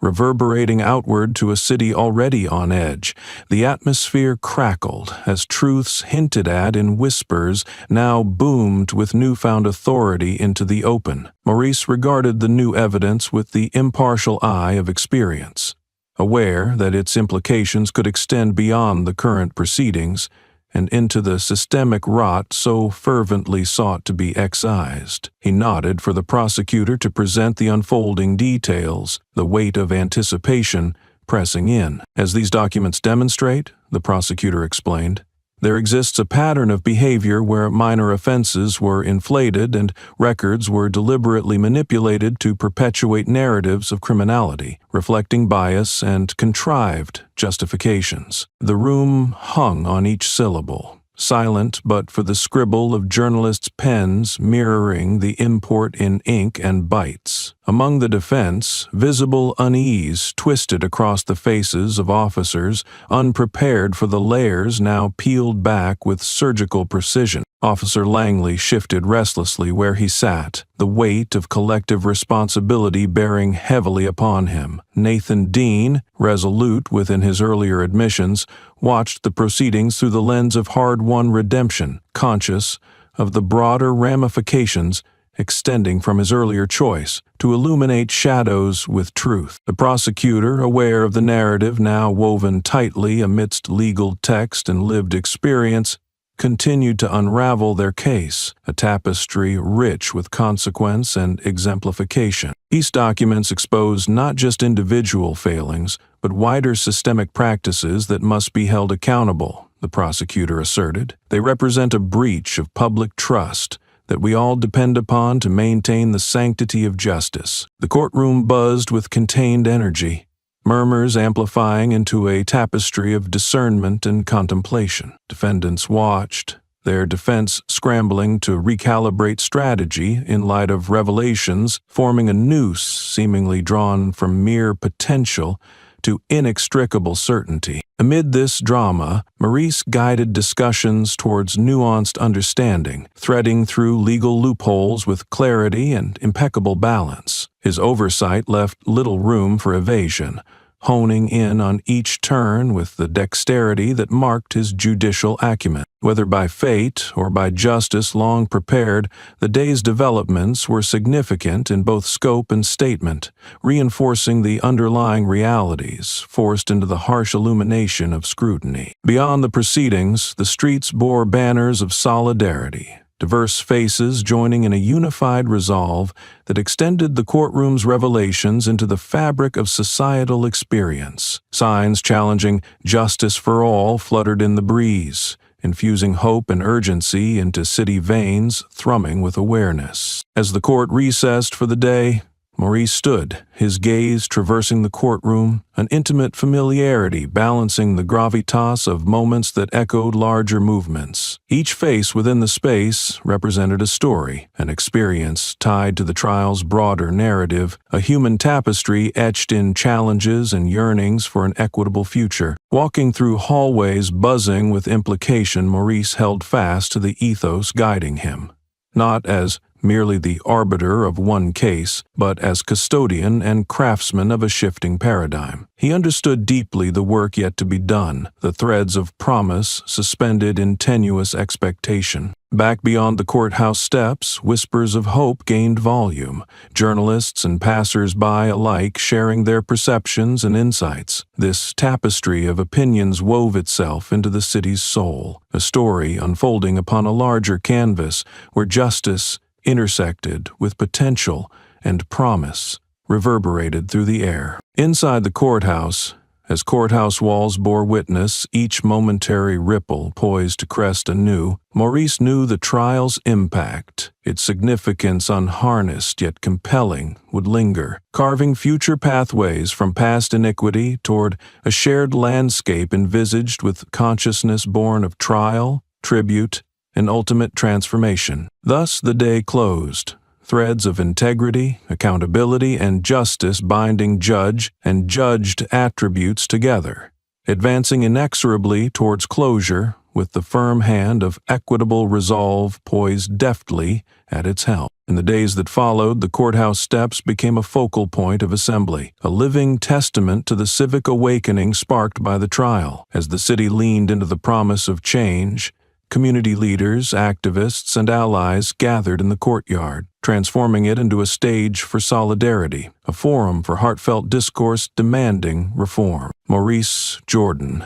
stood at the heart of this convocation, surrounded by voices lifting him not only as a symbol of justice, but as a trusted architect of its evolution. Angela Chang, whose enduring advocacy marked her as a stalwart of the movement, stood beside him, her presence a beacon of resilience and empowerment. The air was thick with the essence of possibility and the hum of anticipatory determination. Loris's voice, when it finally arose to address the throng, resonated with both authority and humility, grounding the vision shared by those gathered. My friends, this assembly embodies the spirit of what we seek, not just a legal victory, but the recognition of our collective strength and purpose, he began, his words threading through the audience, binding their varied histories into a tapestry of defiance and hope. The crowd responded with applause, a reverberation of unity that transcended mere acknowledgement, echoing courage long overdue yet urgently articulated. Maurice continued, each phrase a brushstroke against the canvas of social progress. We stand in the cradle of change, but it's what we do beyond today that defines our future, he declared, his conviction infusing the words with an enduring truth. Justice is not static, it's a living entity, shaped by the values we uphold and the action we commit to. We are here to ensure it is accessible to everyone, irrefutable in its fairness. Angela stepped forward, the sun casting her voice in vivid light. We've started something here that ripples across the city, and indeed across the nation, she asserted, her spirit undeterred by the enormity of the mission. Because of you, because of us, this movement takes flight, lifting the weight of silence. With the undeniable force of our voices, the chorus of agreement affirmed their shared mission. Here, civic leaders and grassroots organizers entwined efforts with that of Judge Jordan, jointly navigating a path through procedural entanglements toward open fields of equitable justice. Within the courthouse, undercurrents of unanimity resonated. Conversations ignited among officials and stakeholders questioning practices and their roles in perpetuating imbalances. Seeds planted through the courage of individuals like Nathan Dean bore the promise of institutional transformation, naturally embraced by those seeking reform. As daylight waned, Maurice found himself in quiet reflection within his chambers, contemplating the strides made and those yet ahead. He knew the landscape of justice was shifting, a tectonic realignment long contested by those entrenched in the status quo, now reimagined by a coalition undeterred in its resolve. The resonance of discord earlier in the day settled into a murmurous calm as reality's embrace formed a mantle of solidarity upon which to build, each scaffold of reform reinforcing another. These cumulative efforts, echoing through every courtroom, school hallway, and community meeting, emphasized the transformative potential not just in trials won, but in narratives reclaimed and redefined. On the horizon, Maurice glimpsed the contours of a future reflecting true justice, drawing energy from adherence to ideals worthy of their collective struggle, vibrant innovations rather than muted retreads of flawed tradition. His role, the intersection of judicial authority and empathetic stewardship, was clear within this broader tapestry, emphasizing not just judgment rendered, but wisdom discerned and action liberated from complacent bonds. He realized that the journey ahead, formidable yet inevitable, was enlivened by the pulse of shared humanity, the placement of trust among evolving terrain, motivated by kinship over division, and collaboration instead of isolation. Maurice rose, embracing the invigorating momentum born of trials, both literal and figurative. Under city lights, he ventured outside to observe the vibrant gathering, dispersing yet resolute, a reflection of community and commitment radiating across the skyline. As he stepped forward into the night, buoyed by a city awakening to its revitalized conscience, Maurice carried within him the tranquility of clarity twin-storied with the fervor of progress demanded. Justice was nowhere more poignant, poised in hushed anticipation for the work yet required, the endless ethic of tenacity, shaping the world anew through each stride undaunted, each voice unsilenced. Amid the pulse of civic unity, a singular promise persisted, unyielding in its quest, steeped in the hope of horizons yet unfurled. As the city rested, its dreams entwined with determination, the echoes of justice envisioned reached farther afield than any singular trial could encompass, resonating through history not as fleeting ephemera, but as an everlasting testament to humanity's indomitable resolve. In the days that followed, the trial's grip on the public's imagination only intensified. Lights from the cameras flickered constantly outside the courthouse, capturing every shift in the narrative as it unfolded. This case, once merely a legal matter, had become a cultural touchstone. Drawing the attention of influential figures from across the nation, celebrities and activists began to arrive in the city, not just to observe but to actively lend their voices, infusing the movement with amplified resonance. Among them were actors, musicians, athletes, all united by a shared purpose. Their platforms turned into powerful amplifiers for the message of justice and reform. One particular morning, as Maurice prepared to enter the courtroom, he found a crowd gathered outside, larger and more diverse than ever. Banners floated in the breeze, carrying slogans demanding justice and equality. Faces easily recognizable from television and cinema appeared among the throng, bringing with them not just fame, but influence, a currency more potent than words alone could trade. At the forefront stood Jamal Carter, an actor whose roles in films explored themes of social justice and civil rights, a narrative as familiar to him as his own skin. With a charisma that commanded attention, Jamal was a natural orator, a voice that could penetrate the barriers of ignorance and apathy with eloquence and precision. The assembled crowd quieted as Jamal stepped forward, his presence radiating purpose. "This trial is more than a legal proceeding," he began, capturing the collective consciousness within his words. "It's about confronting a legacy of prejudice with the full force of our humanity. It's a statement that silence will no longer suffice when lives and dignity are on the line." His voice, imbued with unwavering conviction, reached deep into the fabric of those present, pulling at threads of complacency and summoning the courage to demand more for communities, for systems, for the souls entangled within them. Justice isn't just something we passively await, it's something we actively pursue in solidarity, Jamal continued, gesturing expansively to encompass everyone gathered. This is our moment, to say that the future is one we shape together with equity and empathy as our guides. The crowd responded with fervent applause, their voices rising in harmony with Jamal's call to action. The energy was palpable, alive with the shared belief that change was both necessary and within reach. Inside the courthouse,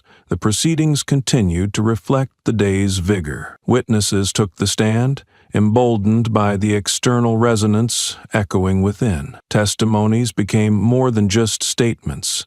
They were acts of resistance, declarations reclaimed from the clutches of fear. Maurice, grounding the tumultuous exchanges with his steady presence, facilitated the day's events with a balance reflective of his belief in justice's malleability, not fixed but dynamic, capable of growth when nurtured. As the day converged toward its conclusion, the celebrity endorsements garnered increased media scrutiny and coverage. Interviews and features highlighted influential figures sharing their perspectives, not just in support of Maurice's trial, but of a broader societal shift long stymied by inertia. Articles dissected the trial's nuances, the weight of moral authority juxtaposed with the specifics of legal accountability. Arguments for systemic overhaul ricocheted across platforms, igniting conversations within living rooms, classrooms, and boardrooms alike. Social media, perhaps the era's most potent conduit of change, was awash with dialogue, a cacophony of voices, hashtags, galvanizing action, and encouraging discourse across digital divides. Images from the courthouse steps became viral, symbols emblematic of adversity met with unified resolve. Behind the scenes, calls made by influential figures to city officials and policymakers precipitated a dialogue rarely heard before,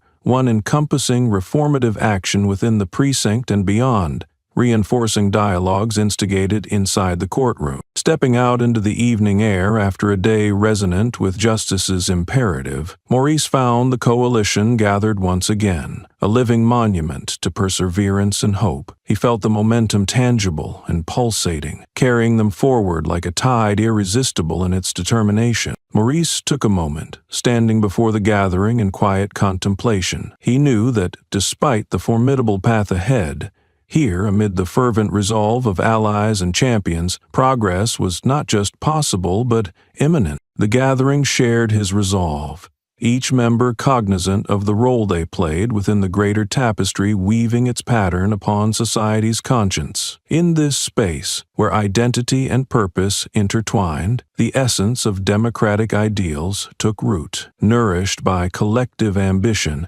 and shared dreams. As night fell, the city shimmered with newfound clarity, its streets illuminated by street lamps and the promise of rekindled justice. Maurice carried this illumination with him, letting it guide him through the night and into futures still burgeoning with potential and possibility. Tomorrow beckoned, ripe with the promise of fortitude forged in the crucible of trial and testament.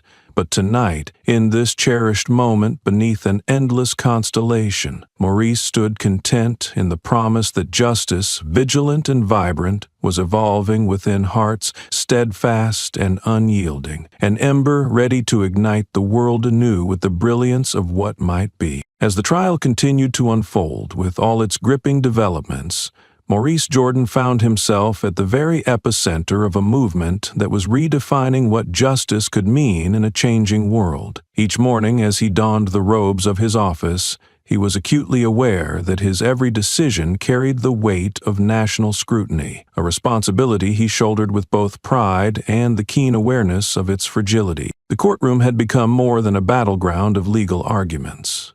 It was now a theater for the interplay of truth and transformation. Every corner, every bench seemed infused with the stories of those who had come to bear witness to a profound moment in history, a touchstone in the evolving narrative of civil rights. On a particularly charged morning, before the gavels began their symphony of accountability, Maurice found himself standing before a cohort of reporters and community leaders, eagerly anticipating a statement. He took a moment to greet them, not as distant authority, but as one among equals, entrusted with the duty to articulate the aspirations fueling their collective resolve. "I've thought long and deeply over what is unfolding here," Maurice began, his voice carrying the assertive timbre of someone accustomed to the intricacies of persuasion, yet threaded with an uncommon transparency. "And I can say this: justice is not merely a verdict, it is a continuous commitment to courage in the face of complacency." The ground beneath them thrummed with the energy of anticipation,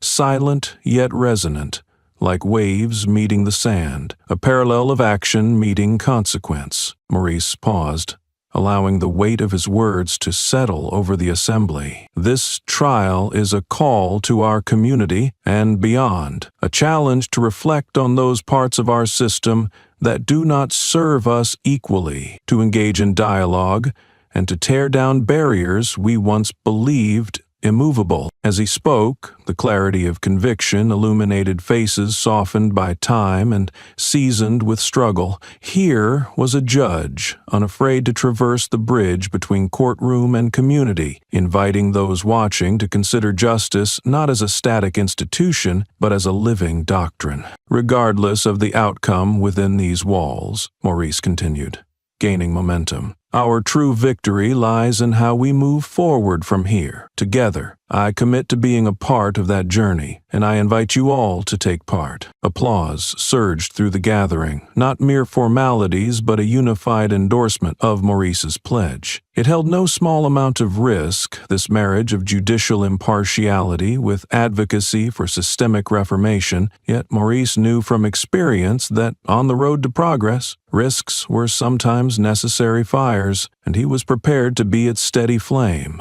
Throughout the day's proceedings, Maurice remained focused, every word spoken, motion filed, and emotion displayed, under the purchasing gaze of a public newly attuned to justice's nuance. Each testimony seemed to move with visible heft, as though it carried the tide of change with it. Yet what solidified the day's resonance wasn't just the evidence or testimonies meticulously unveiled, but rather a moment, unexpected in its quiet reverence. During recess, Nathan Dean, whose admissions had previously cracked the facade of unquestioned authority, approached Maurice with deference, intent visible in every step. "Judge Jordan," Nathan began, his voice earnest, fragile in its transparency, "I wanted to say thank you, not just for what you're doing here, but for what this trial means for people like me, seeking redemption." Maurice nodded, acknowledging the courage abundant in the honesty Nathan had shared. "Every step forward is not without past stumbles, Officer Dean. Your decision to speak truth has already set in motion change beyond this room." Nathan appeared buoyed by Maurice's words,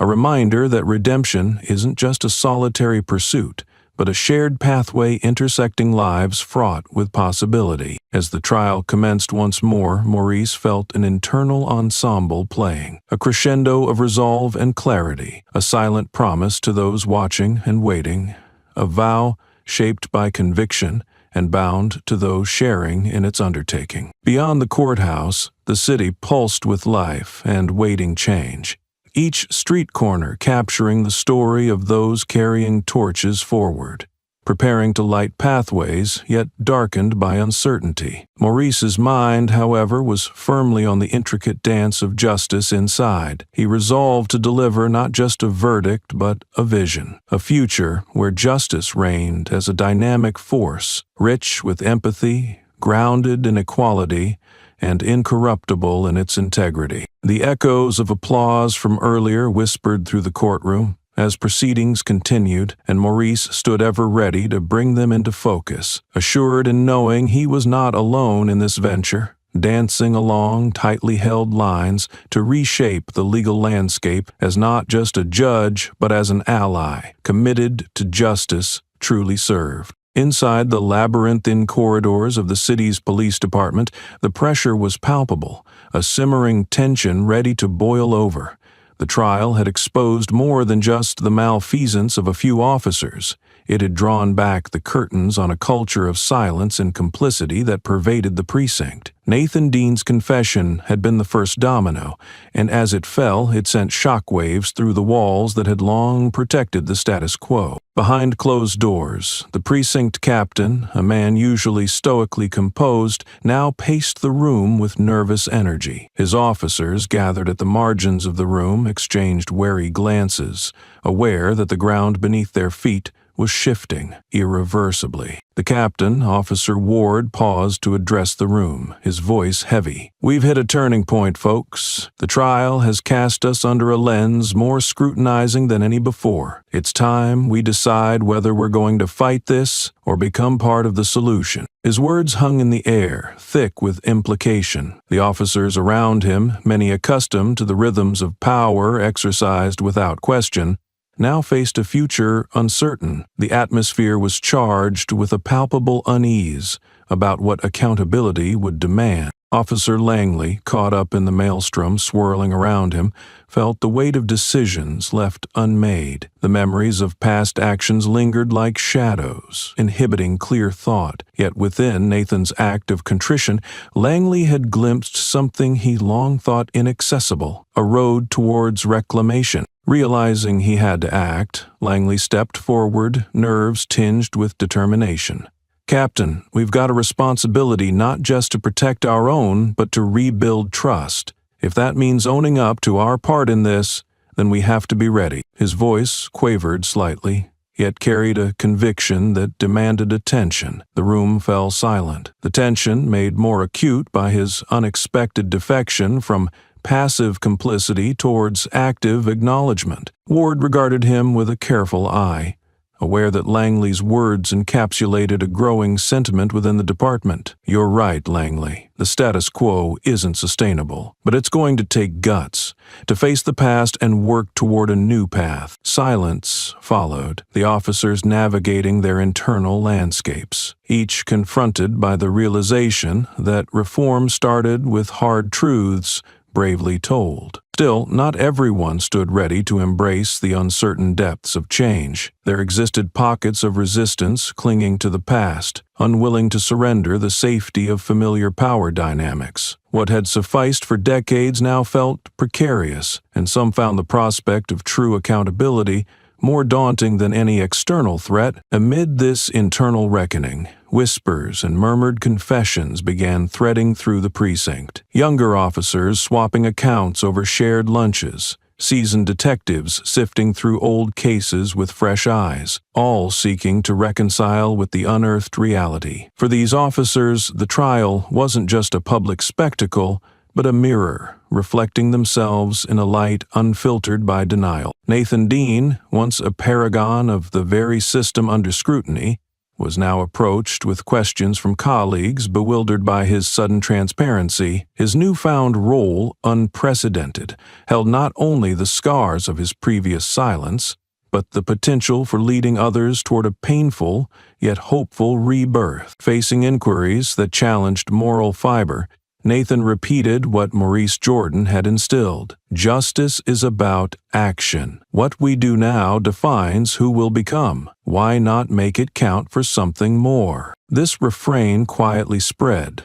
like water seeking its way through stone, with Langley and others grasping its urgency. In this exchange of ideas and admissions, individual actions aligned under a banner of reform too vibrant to dismiss. Outside the confines of precinct meetings, initiatives prompted by external advocates and city planners took shape. Plans for de-escalation training, community interactions, and revised protocols overtook agendas in an effort to bridge the chasm between fear and understanding, a tangible response to the courtroom's call for restitution. As day slipped to night, the precinct buzzed with an unfamiliar energy, some fierce and resistant, others tentative yet earnest. Maurice's trial had birthed a new consciousness inside those walls, a consciousness defined by the promise of redemption and renewal, a chance to become parts of a solution rather than relics of a problematic institution. Back in the heart of the department, Officer Ward gathered his thoughts, finding inspiration not in authority but in vulnerability, the courage to embrace change and foster evolution within bricks,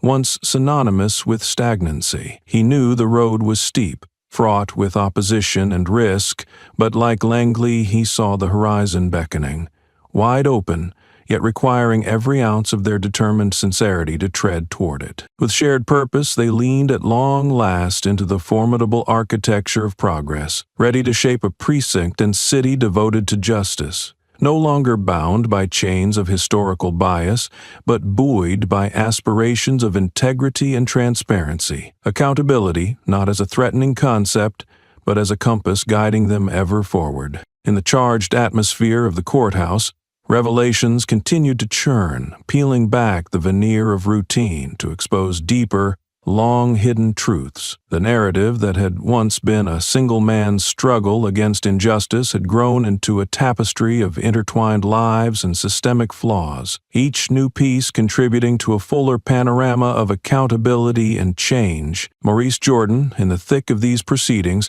felt the undercurrents of tension giving way to a burgeoning sense of possibility, a fissure in the tightly woven fabric of entrenched systems, offering the first glimpses of light. As the trial progressed, it became clear that the officers' admissions marked just the beginning of a broader reckoning. Law enforcement officials, pressed both by internal reviews and external pressures, began to come forward with accounts that painted a damning picture of the precinct's culture. A particularly powerful moment came when a senior officer, Sergeant Carla Jenkins, took the stand. Her reputation as a by-the-book officer had earned her respect across the department, yet in this climate of change, respect bore the weight of responsibility. Sergeant Jenkins, can you speak to the culture within the precinct during the time in question? the prosecutor inquired, her question deftly aimed to unlock truths sheltered behind walls of feigned ignorance. Carla hesitated momentarily,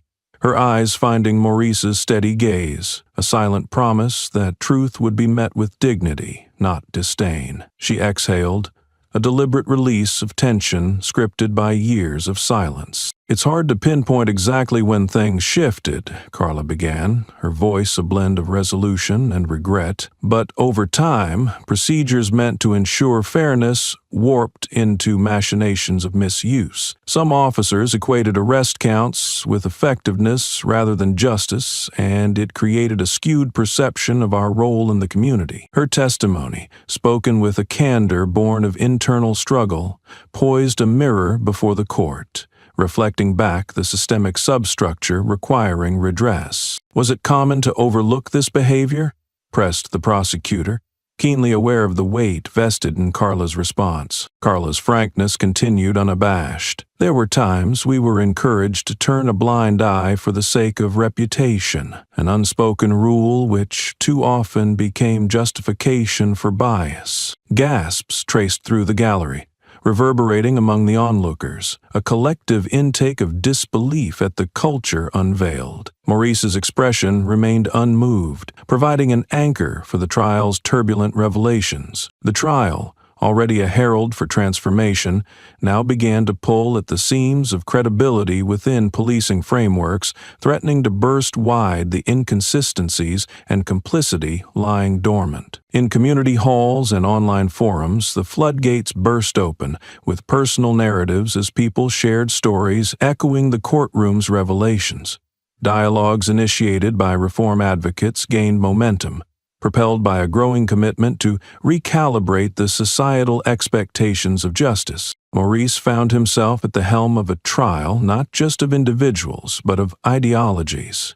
The weight not solely an adjudicating burden, but a mantle of leadership through uncharted waters. He recognized the stories held within this courtroom would serve as keystones for broader efforts of reconciliation and reform. Within the precinct, where earlier waves of confession met resistant shores, a reckoning began to coalesce. Those like Nathan Dean and Maxwell Langley, who had bravely stepped forward, witnessed their courage become a beacon, drawing others to speak. The shifts within the department reflected cascades of personal and institutional reckoning, officers now confronting repercussive histories with renewed courage. There were tears, reconciliations, and paths carved towards redemption within the precinct walls, paths intertwining aspirations of justice with a renewed integrity. As the trial drew nearer to a verdict, Maurice was vivid in his comprehension. Every decision rendered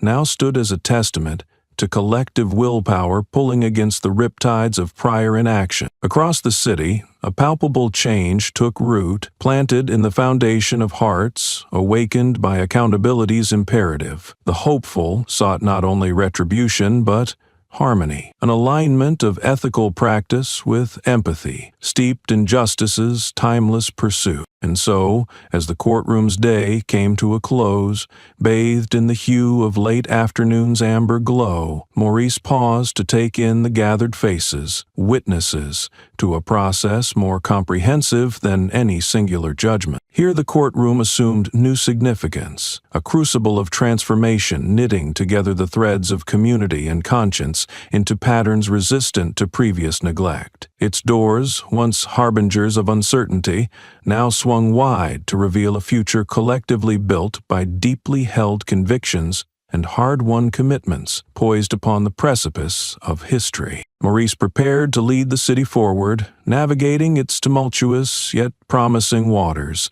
buoyed by shared belief in a justice that no longer surrendered to antiquated practices but embraced challenges with resilience, patience, and profound humanity. Each step forward marked a dawn drawn anew, resplendent with possibilities as sure and steady as the pulse of a hopeful heart, reflected in the gaze of lives forever changed. The anticipation in the courtroom was palpable as the final day of the trial dawned. The corridors were thick with the hum of expectation. Every corner turned, seeming to echo the collective holding of breath. This day promised more than a verdict. It offered a resolution that carried the weight of a city's hopes for justice restored. Maurice Jordan, at the helm of this unfolding narrative, felt the significance of the moment wash over him as he donned his robes. Today, the decisions he made would not just resound through the legal system, but would ripple through the very fabric of society, pressed against the fulcrum of change. As proceedings began,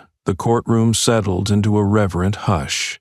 Attorneys from both sides prepared their final arguments, every word carefully selected, imbued with the gravity of consequence. The prosecutor rose first, her command of the room honed by days of tireless advocacy. She addressed the jury with a voice that carried both the clarity of facts and the emotion of human stories, interwoven into the case. "Ladies and gentlemen," she began, "what we've witnessed in this courtroom goes beyond individual guilt or innocence. We've glimpsed a system in need of recalibration, brought into stark relief by the courage of those who have testified." Her gaze swept across the room, gathering the intensity of shared experiences. The officers on trial are accountable for their actions, but this case is also a catalyst for wider change, a call to each of us to engage in the necessary transformation of our justice systems. The jury listened intently, their understanding deepened by weeks of unfolding truths. As the prosecutor returned to her seat, the defense prepared to counter in what would be their client's last opportunity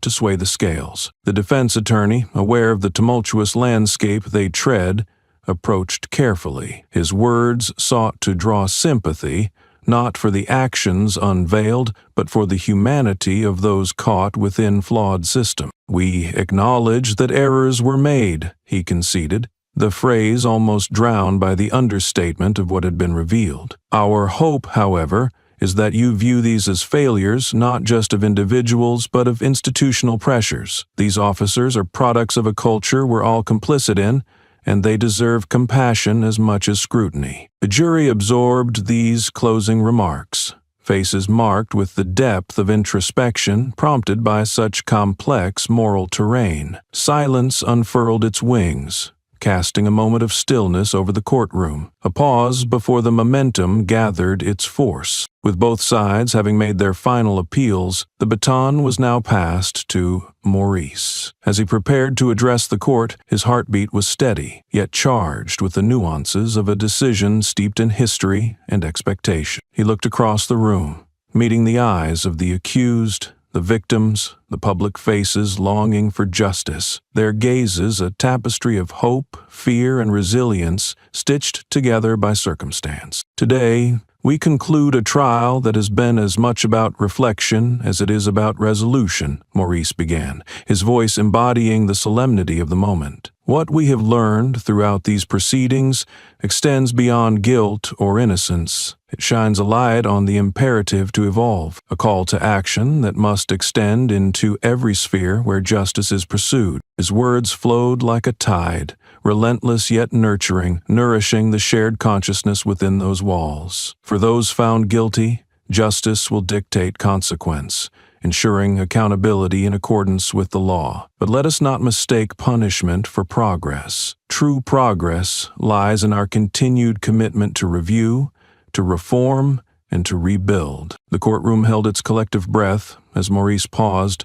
the magnitude of the moment crystallizing within those hallowed walls. "I urge this community, this city, to take these lessons beyond these walls, into policy, into practice, into everyday interactions. We cannot allow our need for justice to be satisfied here alone. It must grow, breathe, it must inspire." The verdict, delivered in precise language expected of the judiciary, found the officers accountable, the weight of their actions no longer cloaked but laid bare and unadorned. Gasps and murmurs erupted, relief, disappointment, solace, a chorus of reactions manifest in a harmony unique to justice served. As the gavel fell, marking the trial's end, a new beginning emerged from its echoes, a pledge sealed within the hearts and minds of all who had witnessed its unfolding. The community, galvanized, prepared to carry forward the torch of change, each step moving it from the courtroom into the streets, where life unfolded in its myriad challenges and triumphs. Maurice stood as the room began to empty, conscious of the legacy forged within those walls. This was but one trial in a journey of many, yet it resounded with the promise of reform, an indelible mark upon the continuum of justice. Courtroom,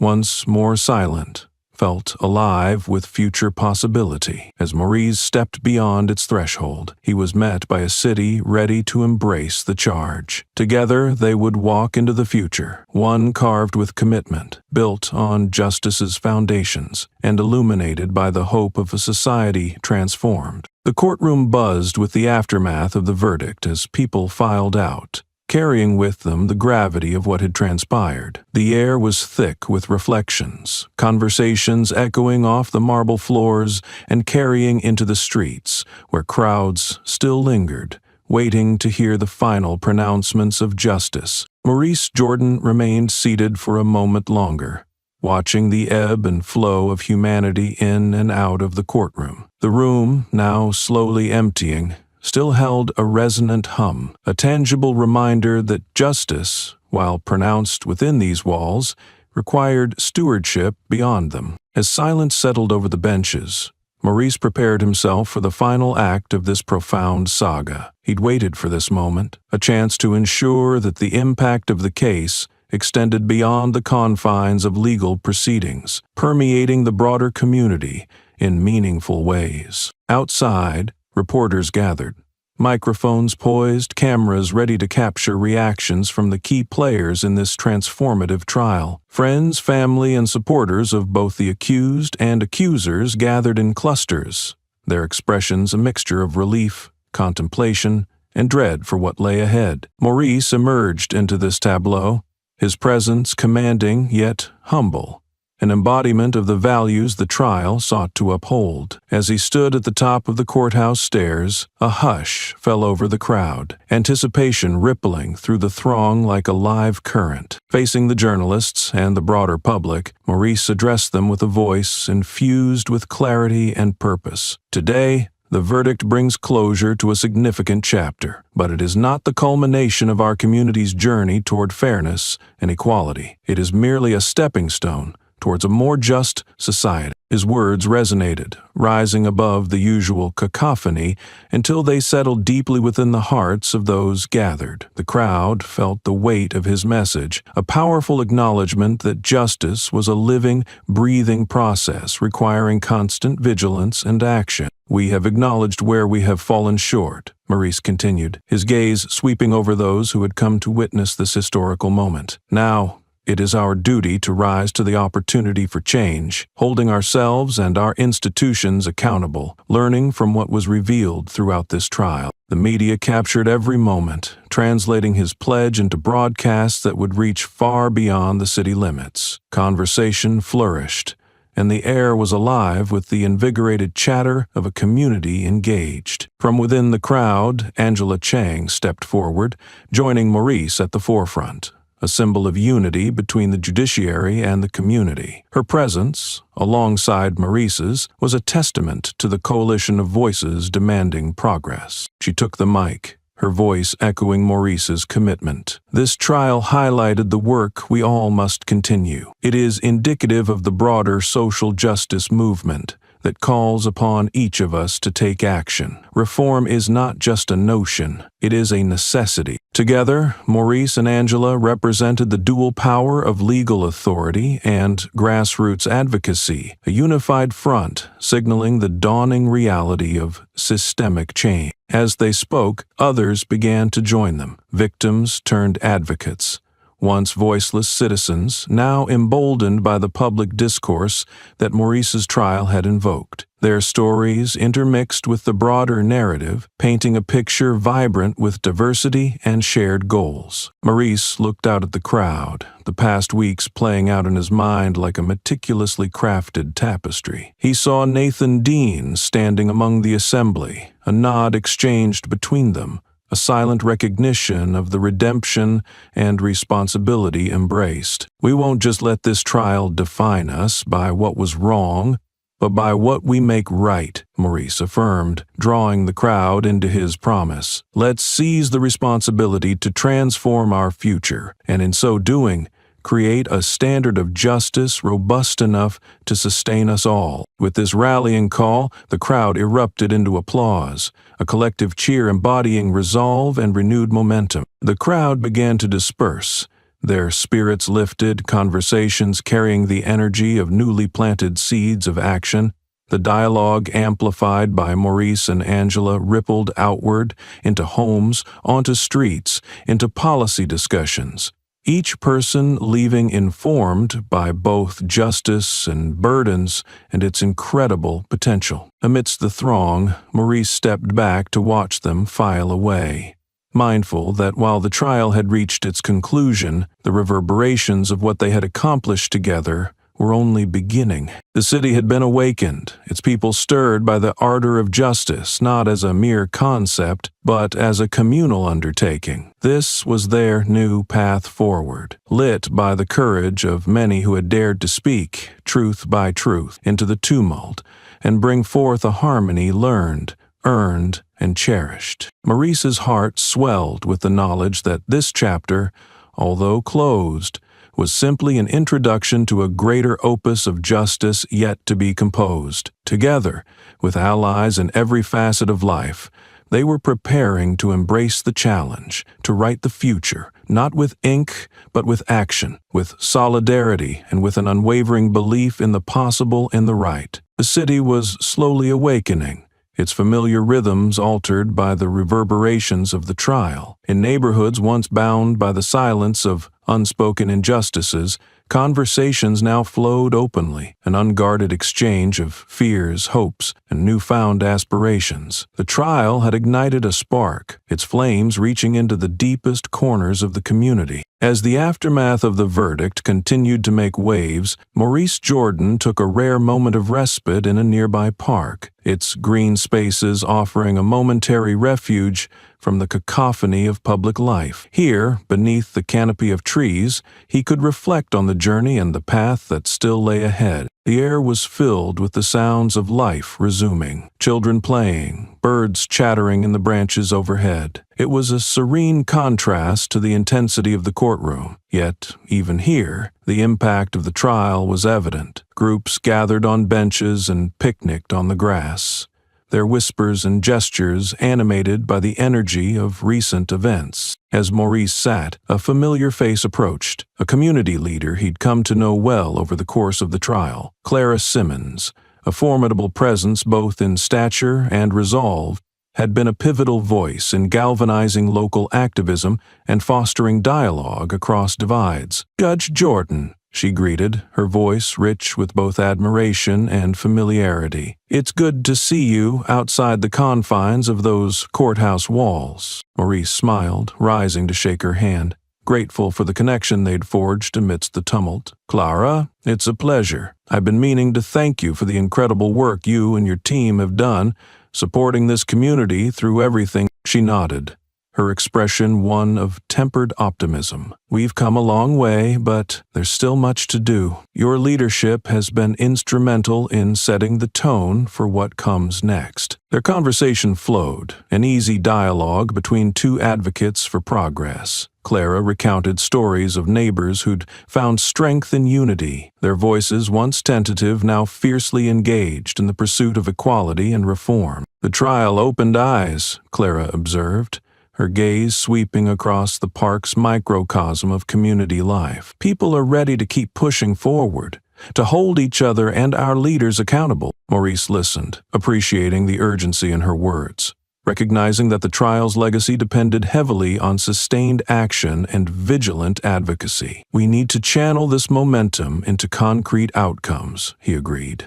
"It's not just about what happens in court, but in classrooms, city halls, and every space where change is debated and enacted." Their discussion was interrupted by a gathering a few yards away, an impromptu assembly of local youths and mentors engaged in dialogue. Maurice watched with intrigue as they shared stories, debated ideas, and drafted plans for initiatives aimed at fostering inclusivity and eroding biases entrenched in their institution. Clara followed his gaze, pride evident in her voice. "They're the next generation leading the charge. We've been organizing workshops and forums to empower them with the tools they need to sustain this fight long after we're gone." Maurice felt a warmth spread through him, a realization that what they'd ignited within the courtroom was blossoming into a movement that transcended limits. It was both testament and tribute to the unyielded spirit of a community ready to embrace the future. "Let's continue this work together," Maurice proposed, envisioning a partnership that united judicial influence with grassroots activism. "There's so much potential here, and it's our responsibility to nurture it." Clara agreed, her handshake sealing their commitment to collaboration. "Together we can drive those conversations and ensure they transform into action." As they parted ways, Maurice remained seated, watching the tapestry of life unfold around him. Interwoven threads of laughter, debate, new beginnings. He realized the city itself had become a classroom, an incubator where ideas evolved rapidly, fueled by collective experience and shared resilience. The trial had been a catalyst, but the chapters that followed promised narratives rich with possibility. Maurice would continue to play his role, a steward of justice, a connector of voices, a believer in the profound impact of everyday decisions. He'd committed not just to presiding over cases, but to fostering the environments where justice could thrive, where each individual's journey could contribute to the broader arc toward equality. As the sun dipped lower, casting the park in golden light, Maurice stood, inspired by the faithful rhythm of life humming with intention. He knew the path they'd chosen was not without obstacles, but it was buoyed by the undeniable force of a community reawakened to its promise. And so he walked back toward the city, where the echo of the trial continued to pulse, shaping futures no longer constrained by injustice. A clarion call for an inclusive society in which each step forward became part of the resonant symphony of change. The echoes of the trial continued to reverberate through the city as Maurice Jordan returned to his chambers, finding solace in the familiar sanctuary of his office. It was here, surrounded by the quiet strength of law books and personal mementos of his journey, that he took a moment to reflect on the profound impact and the personal toll of recent events. The afternoon sun cast long shadows across his desk, illuminating the documents that lay before him, a testament to the work still required, the reforms to be cemented into policy and practice. Yet what weighed heaviest on his mind was not just the legal implications, but the emotional and psychological burdens borne by those affected. His thoughts drifted to all those who had come forward during the trial, their courage laying bare painful truths, yet igniting a collective call for change. Many had shared profound distress, recounting experiences that mirrored struggles Maurice himself knew intimately, laying bare wounds not easily healed. He pondered the personal cost of championing justice, aware that the pursuit sometimes demanded sacrifices greater than anticipated. Time, privacy, the veneer of detachment often required in his role. Just as he began to organize his thoughts, the soft knock at his door roused him from his reverie. Camille stood there, her presence a soothing balm amid the storms of public life. She entered the room, bringing with her the warmth of shared history and unwavering support. "Hey, you," she greeted gently, crossing the room to where Morris sat. Her eyes, ever perceptive, took in the tiredness lining his face, the shadows beneath eyes usually bright with determination. Maurice rose, meeting her embrace with gratitude. "I wasn't expecting you today," he admitted, allowing himself a rare moment of vulnerability within the safe confines of her presence. "I thought I'd come by, see how you're holding up," Camille replied, her voice imbued with understanding. "You've been carrying a lot, Maurice. I just wanted you to know you're not alone in this." They settled into the leather chairs near the window, the city's muted hum a distant echo beyond glass panes. Together, they shared the silence, a comfortable pause before words flowed once more, an exchange woven from intimacy and the shared weight of a legacy crafted together. "This trial has been monumental," Maurice remarked, his voice imbued with a blend of pride and introspection. "But I worry, Camille. How do we ensure this translates into real, lasting change?" Camille nodded, aware of the complexity inherent in his queries. "Change is a journey, love. It happens in leaps and bounds, in whispers and shouts, in actions taken every day by people inspired by what you've helped start." She paused, squeezing his hand gently, grounding him with her presence. "It's not just about the systems, but also about the lives, the individual tales that need healing. Your role, our story, it's part of that bigger tapestry, Maurice. What you're doing matters deeply, even if it doesn't always look like the victory you imagined." Maurice absorbed her words, letting them settle into the crevices of his resolve, a reminder that his work was both a foundation and a signpost for those who would come after, drawn by witness and wisdom. "I know you're right," he agreed softly, his heart buoyed by the truth in her affirmations. "Sometimes it's easy to get caught up in the magnitude of it all, wondering if what I'm doing truly makes a difference." Camille smiled, a radiant warmth that illuminated the room. "It does. It always has." For a while longer, they spoke about the future, about their family, about the city's pulse now fueled by renewed activism, and the countless young lives determined to attain the justice they'd been denied for far too long. Their conversation drifted into the familiar grounding that only family can provide, the bond that remained unshakable despite shifting tides around them. As evening shadows lengthened into night, Boris felt the purifying clarity that emerged from honest dialogue, an understanding that even heroes need anchors, reminders, that the battles next undertaken were firmly woven into the foundation of love and unity. When Camille finally rose to leave, Maurice accompanied her to the door, their parting embrace a testament to the strength shared between them, strength that would carry him forward into the work to come. Returning to his desk, Maurice surveyed the documents awaiting attention, understanding that the legal and the personal intricacies of justice were intrinsically linked, each reliant upon the other for substance and transformation. Sitting down once more, he picked up his pen, his tool with which to shape policy, transform perceptions,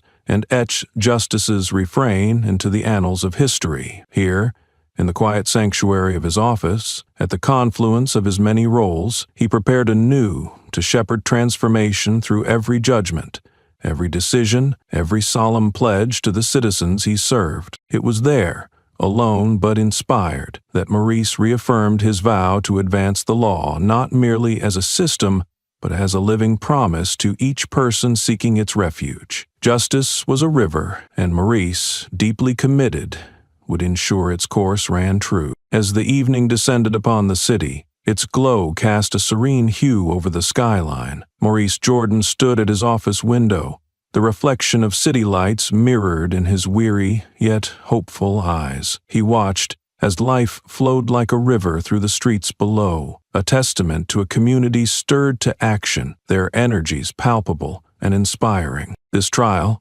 now a pivotal chapter turned, had ignited a fervor for change that was evident in every corner of the city. Yet, amid the tumult and triumph, lay the quiet introspection Maurice often found himself retreating to, the questions of what lay beyond the tangible outcomes of this courtroom saga. Seated at his desk, he allowed himself a moment of reflection, considering the intricate web of narratives that intertwined to create the tapestry of justice. The voices of those who courageously stood against prejudice echoed in his mind, their truths weaving through the legacy he so fervently endeavored to magnify. In the heart of the city, just beyond his window, community initiatives were blooming. Meetings convened in public libraries and community centers, drawing attendees from every background.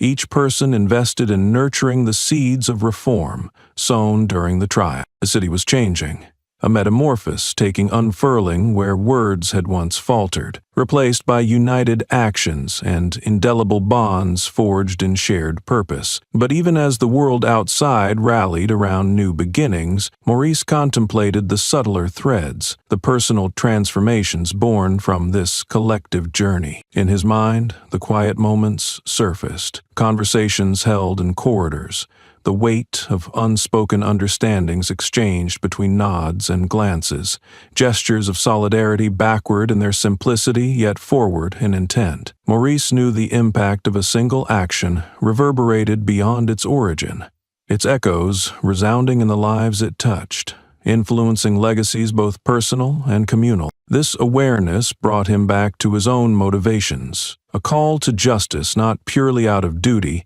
but a profound recognition of shared humanity, a desire to shape a world where his children and theirs could thrive without fear or prejudice. His thoughts turned to Joshua and Maya, imagining futures for them unbounded by the strictures that had constrained so many before. Their innocence and curiosity fueled his drive, reminders of why this labor, burdensome at times, was a necessary undertaking. Maurice closed his eyes momentarily, breathing deeply, allowing hope to settle alongside the responsibility he bore. He envisioned a city where empathy guided policy, where inclusivity was intuitive rather than aspirational, a place where the legacy of this trial led not only to justice but to genuine reconciliation. As he opened his eyes again, clarity emerged, a realization that justice isn't defined by singular victories but by continuity, sustained by individuals who take up its banner with conviction and courage. It was a living entity, leaving its mark on hearts and minds,